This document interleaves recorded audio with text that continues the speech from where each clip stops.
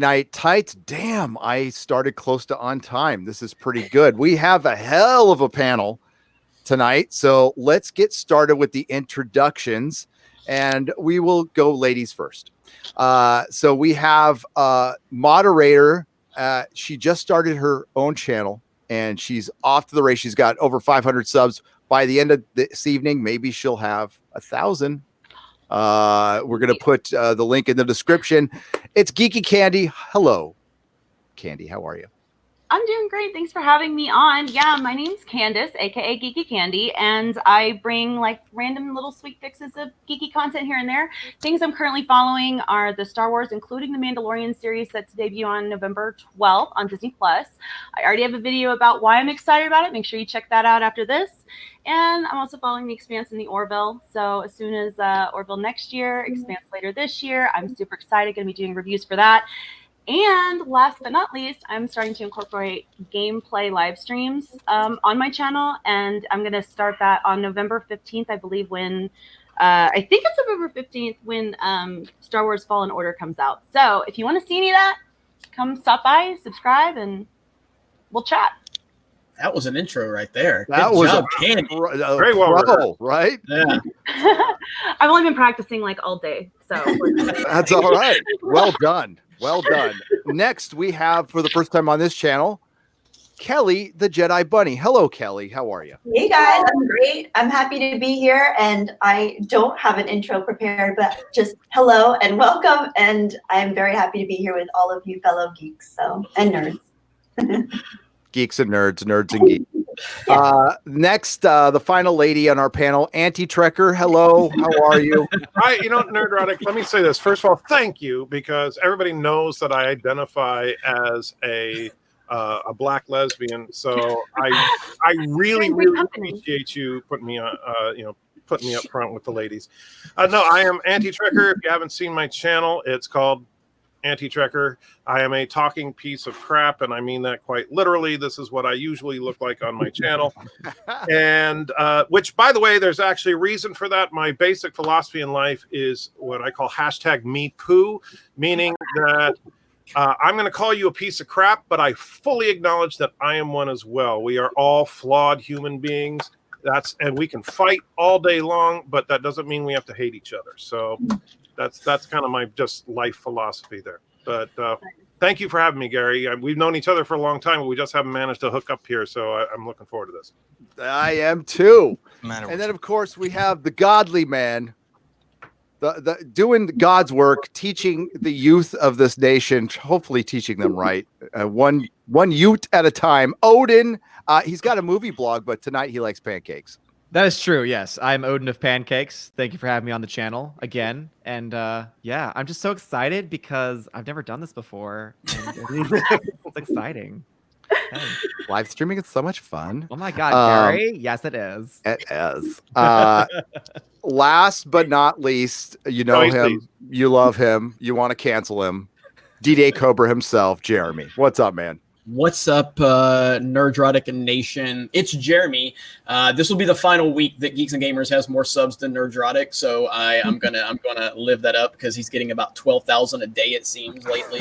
Gary is kicking ass, taking names.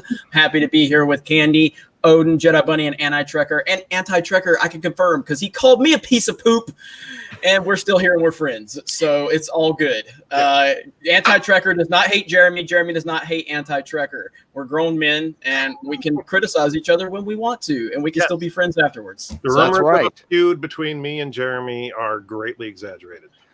But we can play it up next time a little more and get a little more. That being said, Jeremy is a dick, but yes, above average, I've heard. Happy to be here, though. Happy to be here. Yes. So I saw in the chat they're talking about the Herminator review.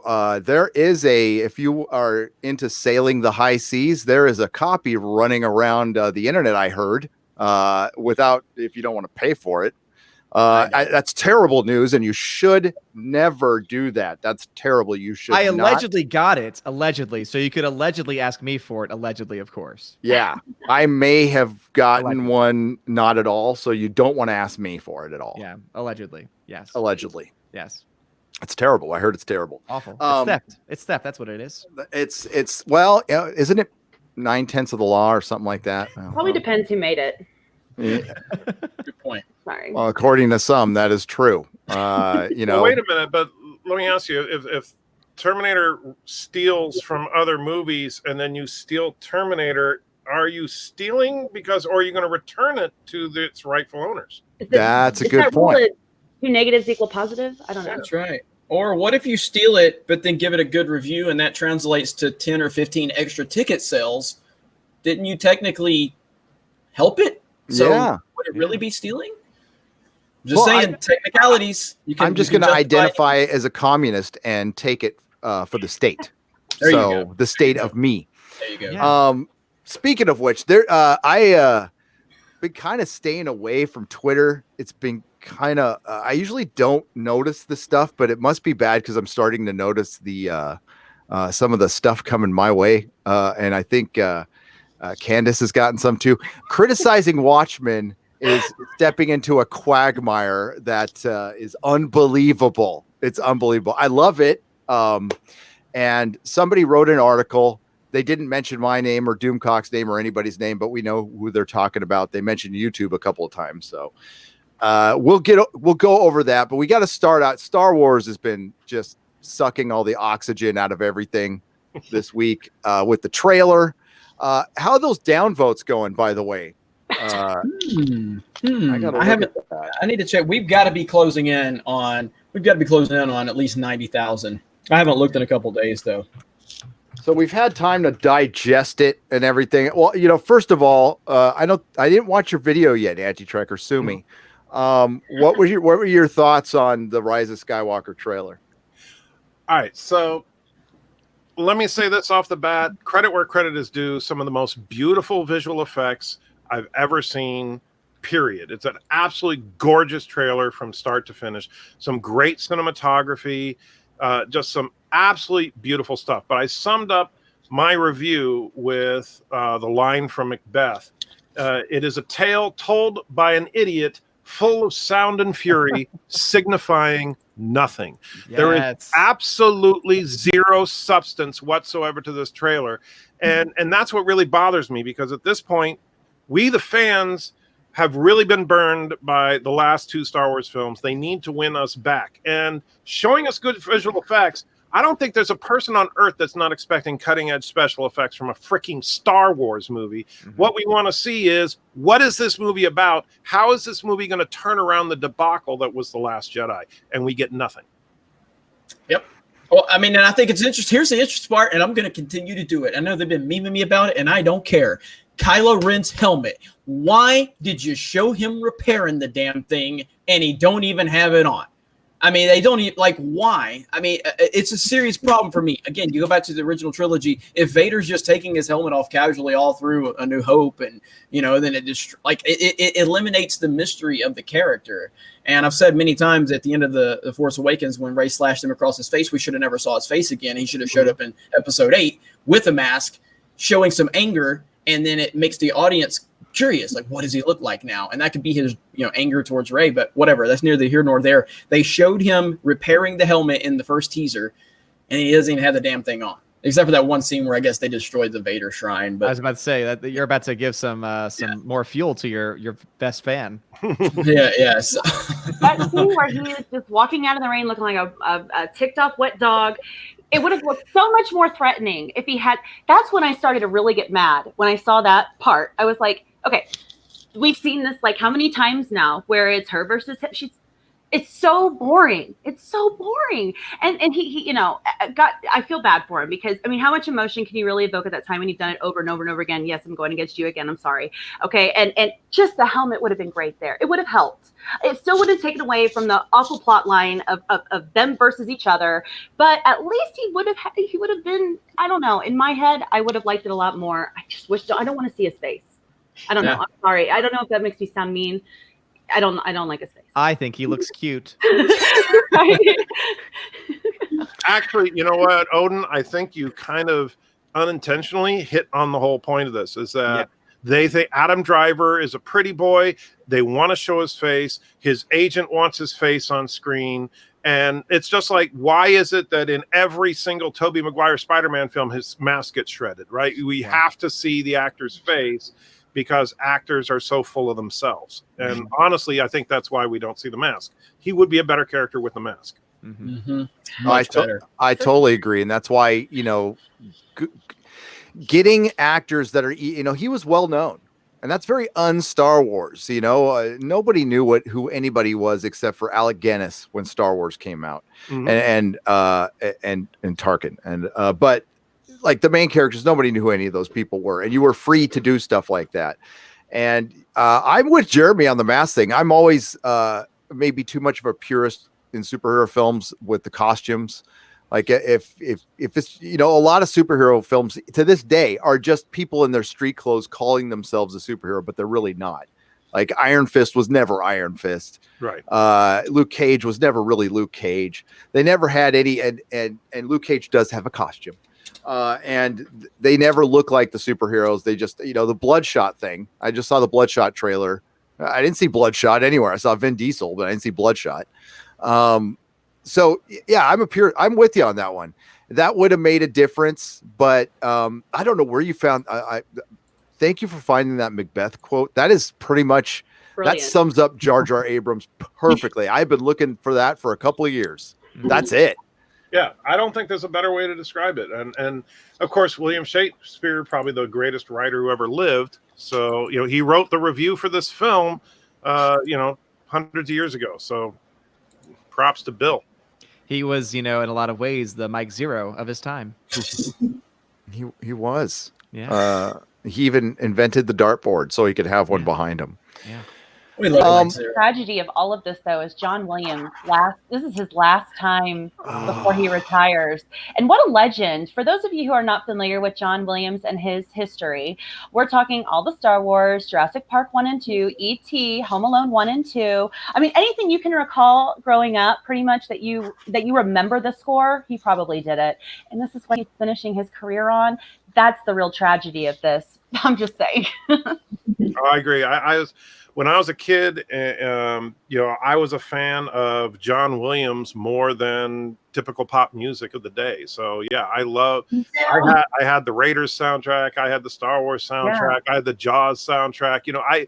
I was a collector of John Williams music, and so yeah, to see, even though the music is going to be great, but to see him go out on a movie that 99% chance is going to suck, that's a shame. He defined our childhood in a lot of ways, for me at least, because some people forget this. He did the score for Hook, and Hook was my film as a kid. And that score is just so magic to me. And so, yeah, I mean, and of course, all the classics that you just mentioned are also all just amazing. Yeah.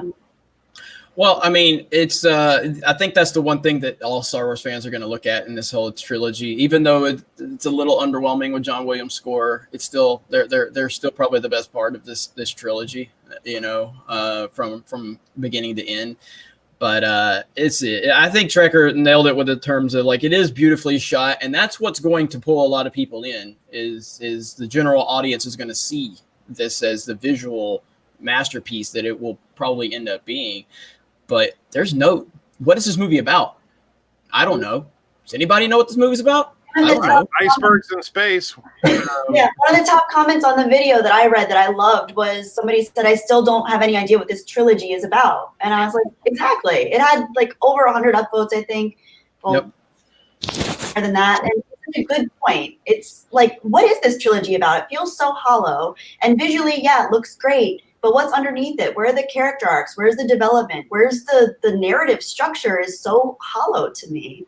And that's the biggest loss of all of this. She brings up a good point. And the fact that these comments, none of them are about, none of these comments, this is a meme. This entire comment section is a living meme. Yeah. None of these comments are talking about, like, exciting about, oh, I'm excited to see this. No, it's literally every comment is a meme. Every single comment. Yeah, I like how Luke says, confronting fear is the destiny of a Jedi. And I just recall from the last one, him just tossing his lightsaber right over the cliff. Cut a video.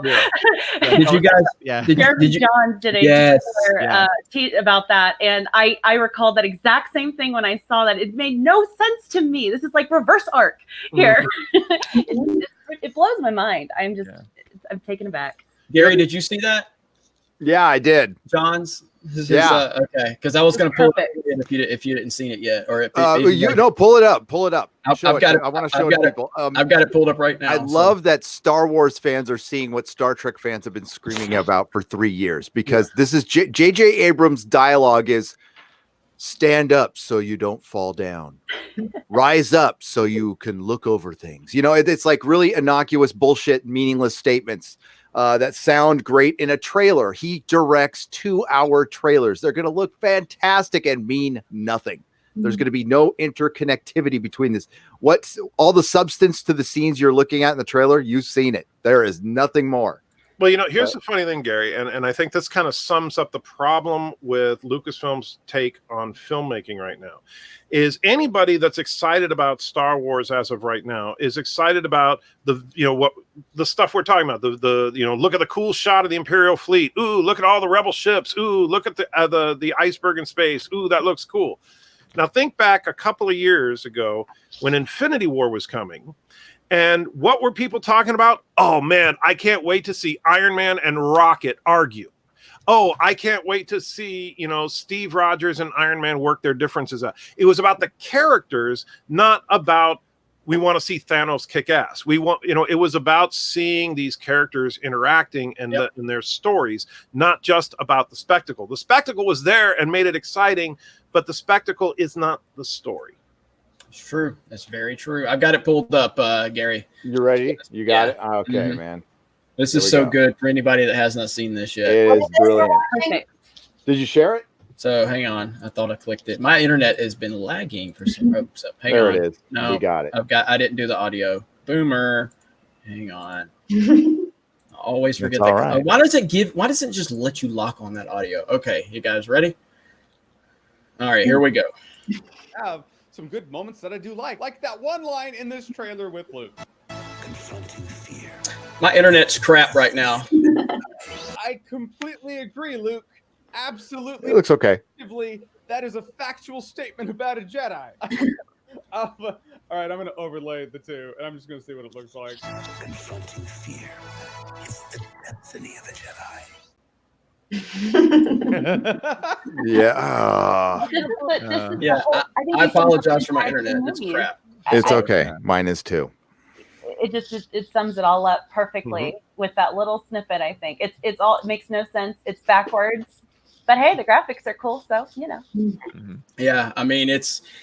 There's so many people, and again, I'm gonna give Gary credit for this. When we were in New York, we were having a discussion in Times Square, and we were just talking. And he's like, "Dude," he said, "things are changing. Like it's shifting. People are starting to wake up to this, and they're starting to get more comfortable calling out the stuff that we've been calling out for a while."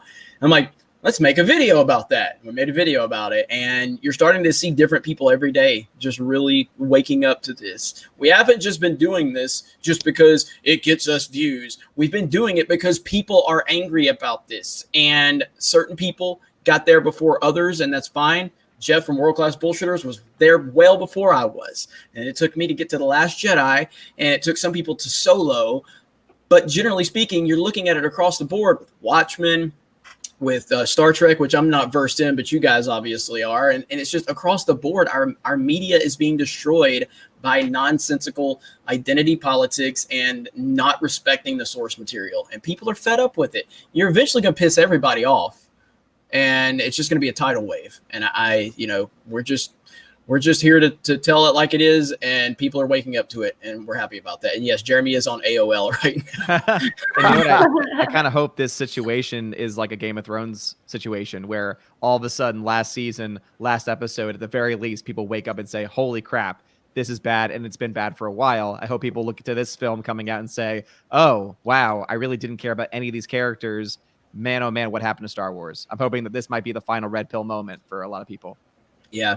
Well, yeah. I mean, are we going to discuss the leaks, Gary? Yeah. We can't show them because Disney will strike us down and confirm the damn leaks like idiots. Yeah. But we've seen bring down the hammer on you. Exactly. So we've seen this stuff with Palpatine shooting lightning up in the sky with Rey standing there. We've seen Kylo and Rey together with two blue lightsabers. It's so bad. It's so bad. And Yeah. This is Game of Thrones all over again. We read the leaks, and you even did a video where you didn't spoil anything, but you just said, "Oh my God, if any of this is true, it's going to be the worst thing ever." Yeah. And it was all. I think all but one thing was correct. Mm-hmm. And I couldn't believe it. And I talked about this on my live stream. I think if some of the stuff I've read, and I'm not going to repeat some of the stuff I've read because I've read a couple of different things out there. They're equally bad, but the things I'm reading, I mean, obviously anybody can make a blog post and take the images we've seen and kind of add their own interpretation to it. But the things I'm reading, this is next level. Like, this is worse than The Last Jedi. I mean, now they're bringing Palpatine into it. You know, does anybody, seriously, there's 1,500 people watching this, and anybody, and 6 people on this panel. Does anybody believe Palpatine was part of the plan when this trilogy started? Anybody? No. There's absolutely no way. I don't think they even knew if they were going to have, Kylo wear a helmet or not, much less who the ultimate fan was. That's a good point. So, But that's actually, Jeremy, that's the ultimate problem with this trilogy, though, is that it was not planned out at all. I mean, basically, they said, JJ, make a Star Wars movie, and he makes The Force Awakens, and they go, hey, Ryan, make a Star Wars movie, and he's like, okay, screw what they did in that one. Let's do something totally different. Hey, JJ, make a Star Wars movie again. Lucasfilm has no sense of direction. And, say what you want, good or bad, about George Lucas. I don't think George Lucas is a particularly talented filmmaker. I agree with you on that. But what he does do well is push a story, a narrative. And he did that through 6 films at varying degrees of success, but generally successfully. I mean, while some people don't love the prequels, at least you can identify where the prequels was heading from the beginning, and where it ended up was a logical conclusion. The original trilogy, obviously a masterpiece. And so, but this time they're just like, throw some of that in there and see if it works. I related it. I said it's like JJ and Ryan are in like their 8 Mile rap battle where JJ threw his verse out there, and then Ryan said, "Oh, I'm gonna take you down." So he comes out there with his verse, and then they fired Colin Trevorrow, and JJ's like, "I can reverse it back on Ryan." I mean, it's a pissing contest between 2 beta males, basically, is what it is, and it's pathetic. It's truly pathetic. Yeah. Forces. This is where it dies. This is where, like, any chance of it being good, here comes the cavalry, y'all. gone. It's not a fight without cavalry. Gotta have horses. So bad. Odin, I think you pointed it out. Like, a lot of people have. The one thing that was pretty much universally panned in Last Jedi was the space rabbit horsies that were running around, and they want to just. And I know these are different, but invoking that shows just a lack of self-awareness about this film. Yeah. And you know what? Ultimately, Hollywood is about ego. So if they hear a criticism of something, don't be surprised. They are that petty. They will double down on stuff. You've seen it a million times. And that, I think, oh my God, to think that a dude in his pool house has influence on a $1 billion movie it's kind of funny. It's really funny, as a matter of fact. It actually makes all of it worth it. If somehow some guy who's got a full head of hair but wears a hat all the time in a pool house can influence $1 billion corporation, life is good. I still have hope for humanity. So and a $75 webcam. I'd like to point out. $75 webcam, which is cheaper than mine, but it looks better. So I got the 4K one. I do need to do something with a microphone because my fans are just absolutely roasting me on the microphone. It sounds good on live stream, but when I record on OBS, it's Odin, you got to help me. I don't know. I will. It's probably a settings issue. You probably don't have it. Yeah, I can help you out, man. But at the same time, I kind of don't I don't want to fix it. I just want to continue. Like, the bigger the channel gets, the worse the production value is, because I had so many people when we hit like 10,000 subs, people were like, Jeremy, you're big time now. You need to get some new equipment. And I'm like, why would I do that? Like, I want to continue doing what's made me successful. I don't need to go out and buy a Canon 70D or whatever, You do need a big carpet or something behind you. I've been looking for a Death Star because that Star Wars girl Anna actually a while back, she's been screaming at me. She's you're missing an opportunity. So I have been looking at it for a Death Star rug, a big giant Death Star. So if anybody knows a link They do have one. Potter Run has a beanbag. That's a huge Death Star one, and they also had a rug as well. Nice. It's got to be a link where Disney doesn't get any money. So. You don't see it, but this is my exploding TARDIS rug. This is my second one because I'm on one right now that you're not going to see. Yeah, every time I jump up in subs, I just put something else on the wall that nobody else sees, but I know it's there. Like I have all the Lord of the Rings now. I have well, not the Fellowship of the Ring right there, and so does Mary apparently too. Yes. Yeah, she's got to get an updated background though. I got to send her an update. She still has the china cabinet over here. This is now the Doctor Who section. So I'm going to be doing an office tour this weekend because it's finally finished. It took me 4 months. There's a couple of super chats we should get to, but before we get to that, Kelly, okay, you I don't want to call you a latecomer. You're a normal person, okay? You go about your life, you're doing your work, you like Star Wars, you're enjoying it, and then, I watched your interview with Jeremy. It somehow turned, you didn't turn on Star Wars. A lot of people accuse us of turning on Star Wars. Star Wars turned on us. Yeah. So when do you feel like that happened with you? 100% with The Last Jedi. I did not see it in theaters, but I had several people asking me if I had seen it, and I was really not planning on it because I just had a bad feeling about it right off the bat, just from the first teaser or trailer, whatever was released. Something about it just felt off and hollow to me. Ironically, that's how it all turned out. Then upon seeing it, I felt like I just felt a sense of betrayal, and it's funny because I think after getting so many negative comments thrown my way for speaking out about how much I disliked it, sometimes I feel like in my mind, I'm like, don't say betrayal because then that sounds hyperbolic. But as a Star Wars fan for my whole life, I do feel like it really betrayed a lot of us. And whether you're a prequel fan, an original trilogy fan, anything to do with Star Wars, I think what we're all here for is the story. And unfortunately, I can get behind a lot of the things with the new trilogy in terms of the visuals, obviously the music. I have no problem with the casting choices. My problem is all the story and the cohesiveness of the story, the narrative, the plot, character arcs, and the choices just made by the writers and the creative team just are all over the place to me. And all it shows really, especially after Last Jedi,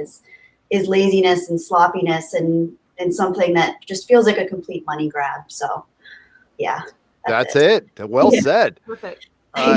It's actually not that far for that's the bummer about this is they made some deliberate decisions that they didn't have to make. The agenda, the hand holding thing, and they could have maybe worked a little more on telling us about Rey. And this absolutely, I am convinced now, and this isn't, I'm not the first one to come up with this, but they just passed the buck. That's all this was JJ's like, hey, I could start this thing out and I'll do my typical JJ mystery box it, not answer many questions. That way I don't have to do that much work and I can go do my $500 million Warner deal and produce a couple TV shows at the same time. And then I'll leave it to Rianne to fix everything. And he, kicked the can down the road. And that's what this is the reckoning we're at now. And it was Trevorrow who wanted to fix everything, right? Yep. Jeremy, and they showed him the door. Yeah, so Trevorrow got it apparently, and again, I really wasn't a fan of Trevorrow being put in front of Episode 9 when it was originally announced because I didn't love Jurassic World, and the Safety Not Guaranteed actually had some really good dialogue, but again, that wasn't enough. That movie. So, yeah, but that wasn't enough for me to go. He should be closing the trilogy, but no, after he was fired. All the reports were saying that he got into some creative issues with Rian Johnson because he was like, no, I need Luke alive. I want to do something with Luke and Leia in this movie. And that was kind of one of the big problems with it. And even if I don't like Colin Trevorrow's Jurassic World movies, the dude does respect the fans, and he tries to get feedback from the fans, and so I respect him from that standpoint. And that just goes to show, because I absolutely hate, was it Fallen Kingdom? Is that what it's called? The second one? Fallen Kingdom. I hate that movie, like passionately. But you know what? Colin Trevorrow never called me a racist or a sexist because I didn't like it. No, You know, I just did. He said, "I hear you." I remember the tweets went out, and he's like, "Hey, I know people are having problems with this, and I respect your opinion on this, and I will I will try and do better." Yep. And that's all you can ask. And Well, wow, that does sounds that like a good reason to run him out of Hollywood. Exactly. I'm not getting any more work now. tell you what? Safety Not Guaranteed. I adore that movie. It's got tons of heart, and Star Wars could have certainly used that. I don't know how he would have done with the plot, but the ending of Safety Not Guaranteed is brilliant. And it's like a little indie movie. It's bizarre and quirky, but it's fun. It's got Aubrey Plaza. She's great. Oh, that movie. I couldn't put my, okay, yeah, I remember that one. Yes, the Time Machine movie. So it's really cool. It's got a good ending to it. For usually indie films have very dark endings. You know, we met, we fell in love, and then we died. It didn't have that. So sorry to spoil. I should get to a couple super chats here, and then we'll get to other things. Because we got to talk to Anti Trekker about a couple things. Anti Trekker. Well, let me get to the super chats because then I won't. Thomas Potts for $1.99. All hail the victorious Anti-Trekker. Ah, yes. We live at Bird of Prey 5 for £2. Kapla, Bird of Prey 5. Good to see you, my friend. To everyone but Anti-Trekker. George B.D. Lucas. Oh my God, that avatar is great. That's my fault. Is that what's the BD? I was ranting about on the High Council. I was ranting about how Disney is, how Disney's disrespected the saga, and how George Lucas, while he made some missteps with the prequels and things, at the end of the day, he gave us Star Wars, and he is George Big Dick Lucas, and he needs to have an account made in his honor, and somebody went out and made it. So, George Big Dick Lucas. I was wondering who that was, what that was about too. Okay. Like some tweet or something. I was like, what the I hell? guess it could still be big. Just because it shoots blanks, it's still big. Sorry. $1.99. This account is Mr. Greg's fault. He blames you. Listen, when Star Wars sold to Disney, I was shocked. I didn't hear it coming, and I was all wrapped up in my own stuff at the comic store. So when Marvel went down and when Star Wars went down, I was shocked. I couldn't believe it. I'm like, what? Like, Marvel made sense after getting over the initial shock and then realizing that my whole livelihood was based on Disney decisions now, which was not something I was very happy with. But Star Wars, I never thought George would get rid of it. And I thought it was a good move. Boy, was I dumb back then. So same naive. here. Could have been a Same good here. move, though. You can be optimistic. I was optimistic too. I mean, they had a lot of money. They had a lot of resources. They had a lot of history with movie and film, and so the pieces were there, but not the right ones. I remember roasting everybody who was complaining about this and going, and again, I've never been like the biggest Marvel Cinematic Universe fan, but I have always respected the Marvel Cinematic Universe for what Kevin Feige built. So back then, obviously, I don't know what year was that, 2012? Did that happen? So when Star Wars went down? Yeah, when Star Wars got 2012, purchased. So, and where were we at in the MCU at that point? Was that we were just starting phase. That was Age of Ultron, right? Avengers. No, the Avengers came out in 2012, right? Yeah, it was when the first Avengers came out. Okay. So I was looking at the Marvel Cinematic Universe template, and I'm like, look what they did with Marvel. They're going to do the same thing with Star Wars. They're going to build a shared universe, and and maybe they're going to talk about things from all over the galaxy. I mean, you look at the list of the big the galaxy is with Star Wars. The storytelling is endless with what they can do. Look what they do in the MCU. Look what they do with their theme parks. Look what they did with Pixar. And at the time, Pixar they weren't firing John Lasseter for hugs. So at the time when the purchase happened, I was the number one cheerleader. I was Kathleen Kennedy's number one fan because Steven Spielberg, Bob Iger, and George Lucas told me she was worthy of the job. So why would I think differently? And she, through her terrible leadership and horrific storytelling she's earned the right for me to hate her guts. And I do. So, but yeah. But let me say one thing about that, because and this is not to pick on you or anybody else on this panel, but one thing that I think people need to understand is that Kathleen Kennedy was already moving up to run Lucasfilm before the deal with Disney.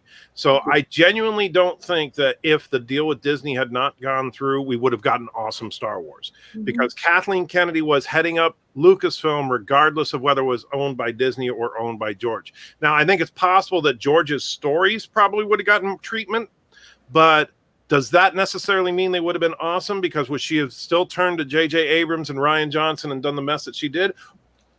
You know, so in your opinion, why do you? And again, I'm looking to you as someone who looks like definitely got some knowledge on this. In your opinion, why did she sit there? Or at what point did her promise to George Lucas about honoring and respecting the characters right there the day that they announced it? Where did the change come? Do you think that came from Iger, from Alan Horn, from Disney, I think it was a hollow promise. I think she knew from day one that she was not going to do a damn thing that George wanted, because and I believe that too. She wanted one thing and one thing. This is just my humble opinion. Of course, I don't have anything to back this up, but my opinion of Kathleen Kennedy is she wanted the feminist agenda in Star Wars. That was her move. You know, she's the one that's wandering around wearing the Force as female. She's the one that pushed that agenda from day one. Yep. I don't think that Iger made that choice. I think that Iger went along with it. I agree with you. I mean, obviously, Iger has the power to change things, but at the end of the day, when you do as much virtue signaling as Disney does, you can't fire, or you can't step on her toes, because she's gonna use identity politics if you come after her. You know, she'll Me Too the hell out of Iger, and he knows it. Where Disney went wrong, and what we can I think justifiably blame Iger and Disney Corporation for, is not stopping Kathleen Kennedy from doing what she did. Yeah, I agree. However, with George also might have played a part of that too. If any of that is correct, do you think that could also be, well, if he's requiring this amount of money for this, that, and the other, then going this route with the storylines and the plots might just be a better way to go regardless. And ever since that point, it was already known. And let me ask you guys this, because this is something with that whole deal, because I know with the recent stuff with George Lucas feeling, oh, I was so betrayed because I had my stuff and we did it on a handshake.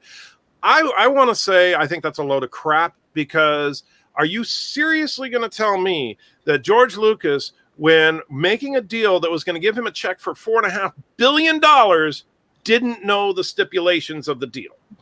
That he didn't think that, you know, I mean, let's be real. This is Hollywood, and you really think that, oh, so we're going to make a $4.5 billion deal, but on the side, make me a handshake promise that you're going to do what I want to do with the franchise. Are we really expected to be so naive to think that he might have? This is just a thought. He might have thought, like, I'm George Lucas. I mean, they would do this to everybody else, but they wouldn't do it to me. I mean, we got to consider that possibility. I'm not saying it's impossible, but it just I think George. I love George. I think, and I 100% agree with you. He's not the greatest director, but he is probably a great one of the great story men of all time. But we look at the prequels as a prequel apologist and defender. The reason the prequels have problems is because George Lucas was so in his own head, and literally nobody would tell him anything, and he couldn't listen to reason. He was just going to do whatever he wanted. And everybody was intimidated because he was George freaking Lucas, George B.D. Lucas. And so to think that George Lucas was a little aloof is not hard for me to believe. And maybe he just took Iger. I mean, look, Iger is obviously a smooth operator and a shrewd businessman. He could probably turn the charm on when he wanted to, and he clearly wanted this, and he clearly, based on his book, now I haven't read the book, but I've heard other people review it, and some of the ways that Iger explains how he kind of nudged George to this, he was very, very manipulative. Yeah, he led him on, and he admits that in the book. So I don't think it's hard to believe that George kind of took it at face value. I don't think it's hard to believe based on what Iger said. He said, so I believe it. I believe that George felt great. Yeah, I get the feeling that Iger and Kathleen Kennedy were probably, you know, they were making their side deal, basically saying, yeah, we'll tell George whatever he wants to hear, but don't worry, Kathleen, you're in charge. Yeah. It is interesting. I think the bigger story there is the fact that Bob Iger said it in the first place. Yeah. Which shocks me. Well, give him some credit. You know. Yeah, you're right. He is being honest. Yep. So it's crazy. Still a dick. JPRPH1 for $1.99. Hail and welcome Candy and Kelly and Anti-Trekker. Well, thank you, JPRPH1, and welcome to them for sure.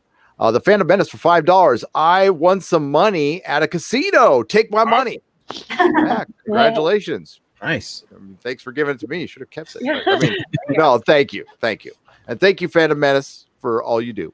R Far for $3.49 New Zealand. That is Middle Earth. What's up? Gary and company, see great Dave Cullen Herminator review. I will. I saw he popped it up. I always catch my Dave Cullen videos. I got to catch up this weekend. Dave Cullen's great. Yeah, he is. Nicholas Horton for £5.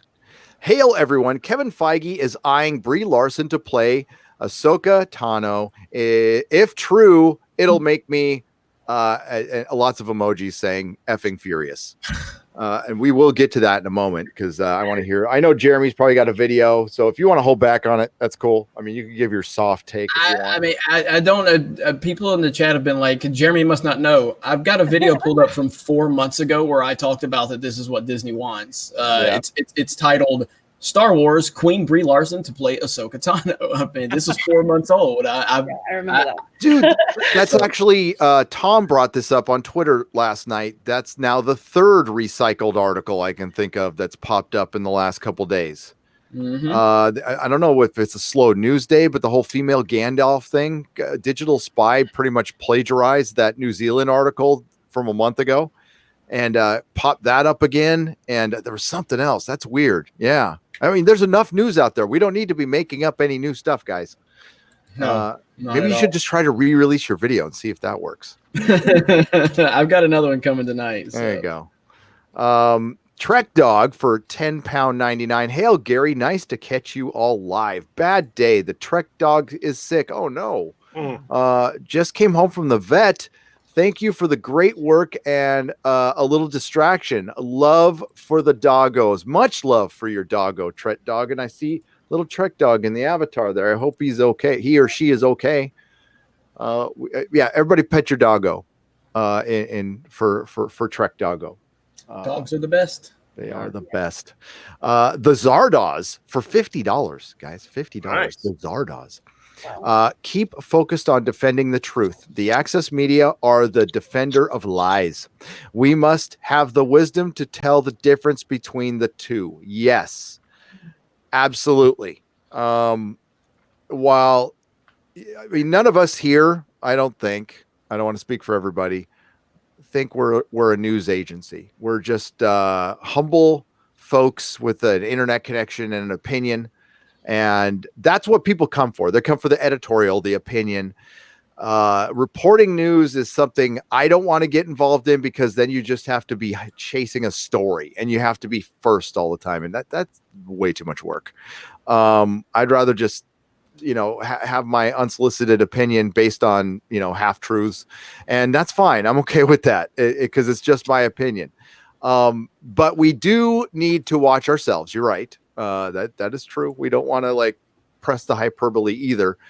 That's why I spent on my last the Watchmen video. I spent a lot of time on that one. And I mean, probably the most time I've ever spent in a video. I think there was 15 hours of editing on that one because I wanted to get it right. I don't write anything. So I spout my opinion, then I have to stop and fact check it. So, and it was very hard to get through the argument because as Candace knows, even criticizing Watchmen right now, you're automatically an ist, no matter what. Yeah. So I had to be clear that the access media is using these TV shows as confirmation bias. The thing they can accuse us of all the time, and quite frankly, it happens here, of course. Watchmen is confirmation bias for the very woke, extremely woke media. If you see how many positive reviews there are for that show, that's impossible It's not that good. Objectively, it's not that good. Realistically, I can see most critics liking it. I could see a 68%, a 65%, 96 on that show. Really? On the first episode. Yeah. Yeah. Somebody called it Game of Thrones heir apparent. Yeah. What? Yeah, that was insane. You're out of your mind. I'm sorry. So that's why the audience feels like they got to come in. And for one, they're not review bombing. I think 45% is very accurate. Now, 12% for Batwoman, not accurate. No, that's bomb. But you know what? That makes up for, the top critics, I think, are rotten on that one. But you could see Rotten Tomatoes brought in a bunch of new critics because of their diversity initiative. And now all of a sudden, like anything woke just gets loved. And you're going to start seeing, once the franchise owners realize that they make stuff for us, we're the ones who actually pay for this shit. Right now, they're still making it for the critics, the hypocritics, and the media. And I don't know why they're irrelevant now. They have to take shots at us so people will go to their articles. And I really try to avoid giving them any kind of attention, but although tonight we're going to give them some attention. I admit it. Okay, one. I co-sign them making articles about me constantly. It makes me, it strokes my ego, and I need all the help I can get because I'm a really humble person. You're extremely humble. I mean, at least they mention you. I mean, you piss them off where they mention you. They won't mention me or Doomcock. Well, they'll mention Doomcock sometimes, especially when they're calling him alt-right or something, which is hilarious. I know. Utterly hilarious. Face. Completely off base. They pick the worst ones to do that to. If they knew him, if they watched one full video, start to finish, or one live stream, or anything, it's ridiculous. I'm a Legionnaire of his, and I couldn't believe it.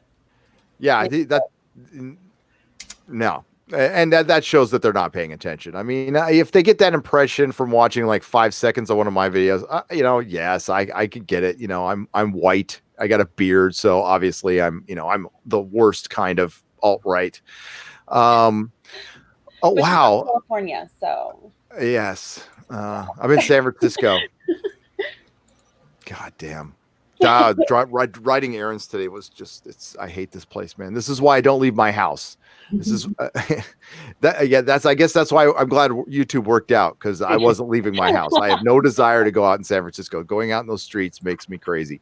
Draxel 6 for $2 says, "Wow, hottie city." Wow. Well, thanks. Thank you. It's about time it was about time. Yeah. Better recognized. Yeah. Now, I mean, between myself, Odin Tricker, and Nerdrotic, I don't know how. I mean, there's been a lot of pregnancies tonight. Wow. Wow. So, Just from watching, yeah. Would you say above average pregnancy? Oh, it's the Spawn stream. Yes. Oh, God. Let's see. And yep, there's another one. Yep. Procreation Nation. There we go. Wow. That's amazing. Drackle 6, thank you. Thank you very much. Joe Packer for $5. Did you see the shill Kevin Smith review of The Rise of Sky? Is it TRS? Yeah. The Rise of Skywalker. I thought he was going to have another heart attack. You have noticed at this point that I went back and looked, and Kevin Smith crying because he was brought on set to Star Wars. It's happened 3 times now, and it's all within a couple of weeks of it's almost to the day that they do that. But that's super genuine. I'm sure it's just absolutely genuine. I mean, I love Kevin Smith so much. I can't take his opinion on any film seriously anymore. He will always mean the world to me. Clerks 1 and 2, and Jay and Silent Bob Strike Back. I love all of his movies, but I absolutely, positively put no value in his opinions whatsoever. Yeah. Period. For sure. I'm going to go see his Clerks 3 and his next Jay and Silent Bob films, but yeah, his opinions on films have shown themselves to be just awful. And his opinions is why he's popular. It's why we loved him. Yeah. He was real. I'm sure there will be a scene in Clerks 3 where they talk about this. I I guarantee it, because they talk about Star Wars in Clerks. It's one of their favorite things to talk about with other films. So I'm interested to see what that scene will look like, or those scenes. That could be interesting. But that's a funny thing though about think about the difference between a typical YouTuber and a typical Hollywood celebrity actor is that we're out here giving our opinions, right? The six of us and thousands of others, we give our opinions because we want to speak from the heart and say whatever it is what we want, whether we love something or hate something or whatever. These celebrities become famous, and then all of a sudden they think that their opinion matters more than other people. Now, Jeremy may be a huge dick, but I don't think for a minute that Jeremy really thinks that his opinion is more important than everybody else on this panel. Not at all. And so, and I know the same is true as everybody else on the panel as well. They're just not dicks. Like Jeremy. Right, exactly. I should have known you would clarify that. Yeah. I want to make sure and make it clear. But but these people like Brie Larson thinks that because she's got an Academy Award and because she's made a couple of halfway decent movies according to some people, that suddenly her opinion matters, that her opinion is important. And how many people in Hollywood are, I don't care who George Clooney wants me to vote for. I really don't care. I don't care what Brie Larson has to say about 40-year-old white dudes. I could not care less about what these people think. If I want an opinion, I'm going to watch one of the people on this panel, or and a lot of the YouTubers particularly, and unfortunately, like there are how many smaller YouTube channels that don't get noticed because of the algorithm nonsense and all that have some great ideas, and not just on one side of the political aisle or the other. It's the full spectrum. But unfortunately, unless you're a celebrity, apparently your opinion doesn't matter anymore. It's true. Yeah, pretending somehow gives you some sort of status there. Okay, so I read that one. Robert Murray for $5. Thanks to Odin, I'll soon be making pancakes. All right, excellent. You're welcome. Make sure to make enough for everybody. Yes, please share with the class, please. Thank you. Steven Nizek for $9.99. From the latest trailer, looks like we have Mecha Palpatine. Will Disney Mecha villain be more or less intimidating than Wolfenstein's Mecha Hitler? I just hope that Darth Sidious wins at the end of episode 9. So do I, to be honest with you. I'm rooting like hell for Sheev. Sheev. Yeah, for one, we saw the pictures of him. He looks like Phantom. He looks like Revenge of the Sith Palpatine. But he looks 25% different. So it's a clone. It's got to be a clone, right, guys? I have no idea. There's the spoilers I keep reading, the leaks. They're all over the place. Yeah, they're all over the place. I've seen where she's Rey's part of his bloodline. I've just seen so much. It's crazy. Yeah, I think that's the stuff they're changing last minute. That's the stuff they're reshooting. They're testing that. If you take a few drops of space horse blood, put them on a kyber crystal in the throne room, it reanimates him. Mix them up with the lightsaber. That is dumb enough to actually be in the film. And to be clear, none of the leaks that I've read are any good. So they're all equally bad. So, so bad. Like Game of Thrones season 8, terrible. Horses riding on a Star Destroyer. That was it. I mean, like, that was the worst thing ever. Yeah. They could have improved on that scene just a little bit, though, by having on the Star Destroyer a small moat with some sharks for them to jump over. Yes. I was going to say that someone in the chat mentioned that. Do I think it was oh crap, I want to make sure I give that. It was a chat from a long time ago, but he mentioned saying, do you think that they're going to try and make some kind of argument that they put some type of magnet hooves, like magnet shoes? I get, to make them not slip on the wet metal surface that they would fall on their ass on. Well, recent Star Wars movies have already shown that there's air in space and that there's gravity in space and all that. So, you know what? Horses in space, it's just the next logical step. Of course. Look, all I'm saying at this point, the one thing that can make the Rise of Skywalker the masterpiece that we all know it has the potential of being, I want to see Vin Diesel in a car in space in this movie. And The Rock. Fast and Furious franchise into this, and The Rock. I want to see Dominic Toretto versus I can't remember The Rock's name. No, but here's the thing. Here's what we find out. I think you're onto something here, Jeremy, because what happens is that when Palpatine comes back, and Rey will be standing there and saying, "But if only Skywalker was here." That's when a car jumps in with The Rock and and Vin Diesel in it, and they're like, "It's all about the Skywalker family, bro." And then they throw down. So that's it's about family. That's it. Let's go race. Let's go pod race. We're gonna take you down. He comes up with a pod racer, like an old school pod racer. Yeah, absolutely. Thank you, Steven, for the super chat. Oli M for £5 with Joker's box office success. It has been said that they are now looking to do a Lex Luthor origin story. Thoughts? Absolutely. I said in my review they will be copying the crap out of this, and it'll never work. Right. This was a one-off. Here's the problem, and this is what they don't understand, Gary, and I'm sure you guys will all agree with this. The reason that the Joker is making a buttload of money is because it's a damn good movie.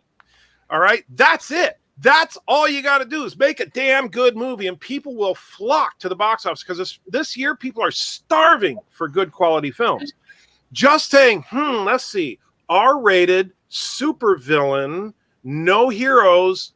October. And the critics don't like it. October. Let's make a Lex Luthor. That's the key. Yeah. Well, it's fresh rating. So now we know it is definitely worth seeing. Joker's if you a haven't masterpiece. Joker is a masterpiece. It really is.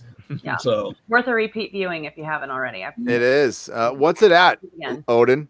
Last time I checked, it was around. Actually, it has officially now become the highest-grossing rated R film of all time. Yep. Nice. Yep. Nice. That is well great. deserved. It absolutely is. And I don't know what your thoughts are, Nerdrotic, because I know you're the comic book master, but I have to say that when I saw that movie, at first I didn't want to see a Joker movie. I didn't want anything to do with it. I thought it was a dumb idea from the get-go. Yeah. Then I saw the movie and I said, damn, this should have been the first film in the DCEU. Yep. How crazy would have that? You start with a villain.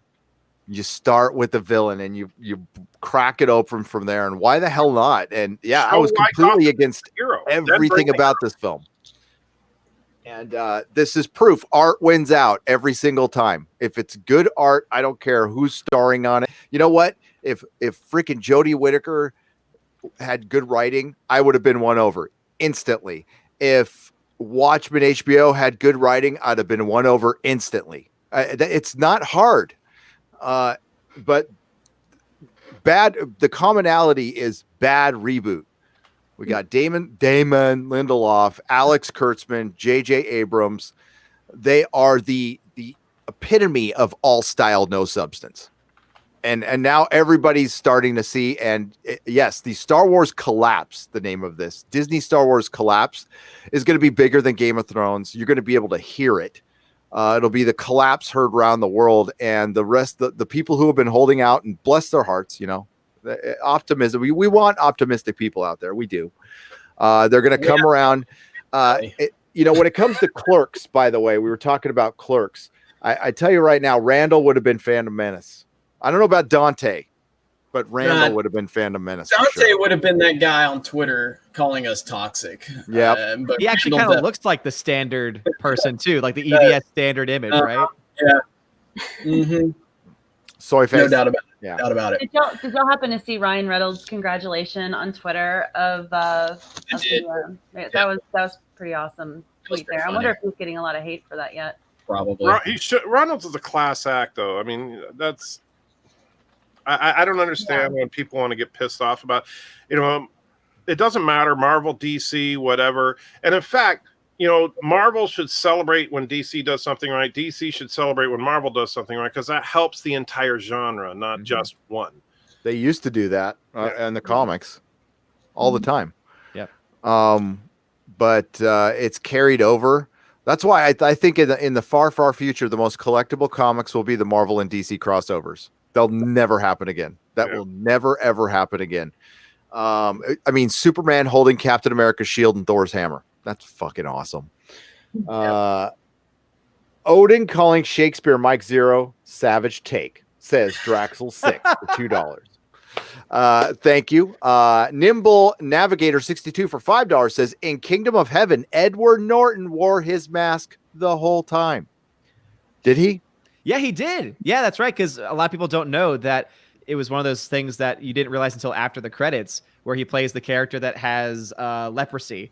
And so the whole movie, he's got the mask on. Edward Norton, such a great actor. Yep. I hear he's a complete D-bag to work with, but well, that's why he got recast for Hulk. And now he wants to come back. Yeah, I think once they get humbled, it's funny. I mean, Edward, I don't know. He was in Fight Club, though, so I'll always love him for that. He's a great actor. I think Edward Norton is an absolutely superb actor. American History X is one of the greatest performances of all time. Well, he's a perfect example, as I was talking about earlier. He became a celebrity, and then he realized that he's more important than the little people now. And that's what happens to these people. Yeah. I will give him some credit, though, because a lot of people may not know this. Have you ever heard of a show? It went for one season, only a few episodes. It was called Stella, with Michael Ian Black, Michael Showalter, and David Wayne. It is one of the quirkiest, funniest shows ever. However, guess who has a cameo in one of those episodes? Edward Norton. And that was no one knew about it show. No one was watching it show, and he did it. So, again, I'm not saying he's not a dick, but I think that he does at least sometimes do favors for friends, even if they're not that big. So that's nice. Yeah. Candace, you watched Watchmen. God, yeah. So just for you, Gary. What were your? Everybody knows my thoughts on it. What were your overall thoughts? So I do not hail from a comic book background, but I did see the movie. So I had something in the back of my mind that I was feeling was going to resemble what I had seen. Yeah, no, not anything resembled what I had seen. So it was completely, from the very beginning, I was very lost, because I was like, is this watch? I felt like this was a show that somehow hijacked the name Watchmen, because it just didn't to me. I mean, I didn't recall anything going on. And then the entire, like, just the very first scene too of the big attack in Tulsa, it automatically started really upsetting me. And then I could go on and on and on. I wrote a lot of notes, and they all upset me. I was really looking forward to it because I wanted something new to get into, but I don't think I can get into this because I feel that there's a lot of like racial and hatred, like hate undertones to it. And I wrote down that it felt like a liberal utopian society somehow pulled out of Rachel Maddow's head during a subconscious dream. That's a very good description of it. And the police gun thing, that was straight off of something I could have seen her say. And I wouldn't be surprised if that's something that would be talked about, in future political debates. And that just bothers me, because this is not Cold War style Armageddon.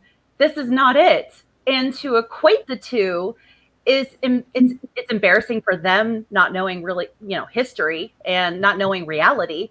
But it just does a disservice, because there's people like me who are not from comic book, backgrounds, but want to get into knowing what these characters are all about. And I feel like we lose out now. If we didn't know it then, don't try attempting to know it now, because you're not going to be given an accurate depiction. And it made me kind of sad, especially after seeing your review with Doomcock. You guys gave us a lot of information about what it could have been, and it made me really sad. So that's where I stand on it. I need to make a point of order, though, Candy. I think you're wrong about one. I agree with pretty much everything you said, except it did not come out of Rachel Maddow's head. Just want to make that clear. Okay. Gotcha. Also, I love how you use That a would have been technical term better. of point of order. Yeah, I think Doomcock said, and I don't know if I should say this. That's why I like better the way I had put it, but it was a liberal's wet dream of a world, and couldn't agree more, and it was upsetting.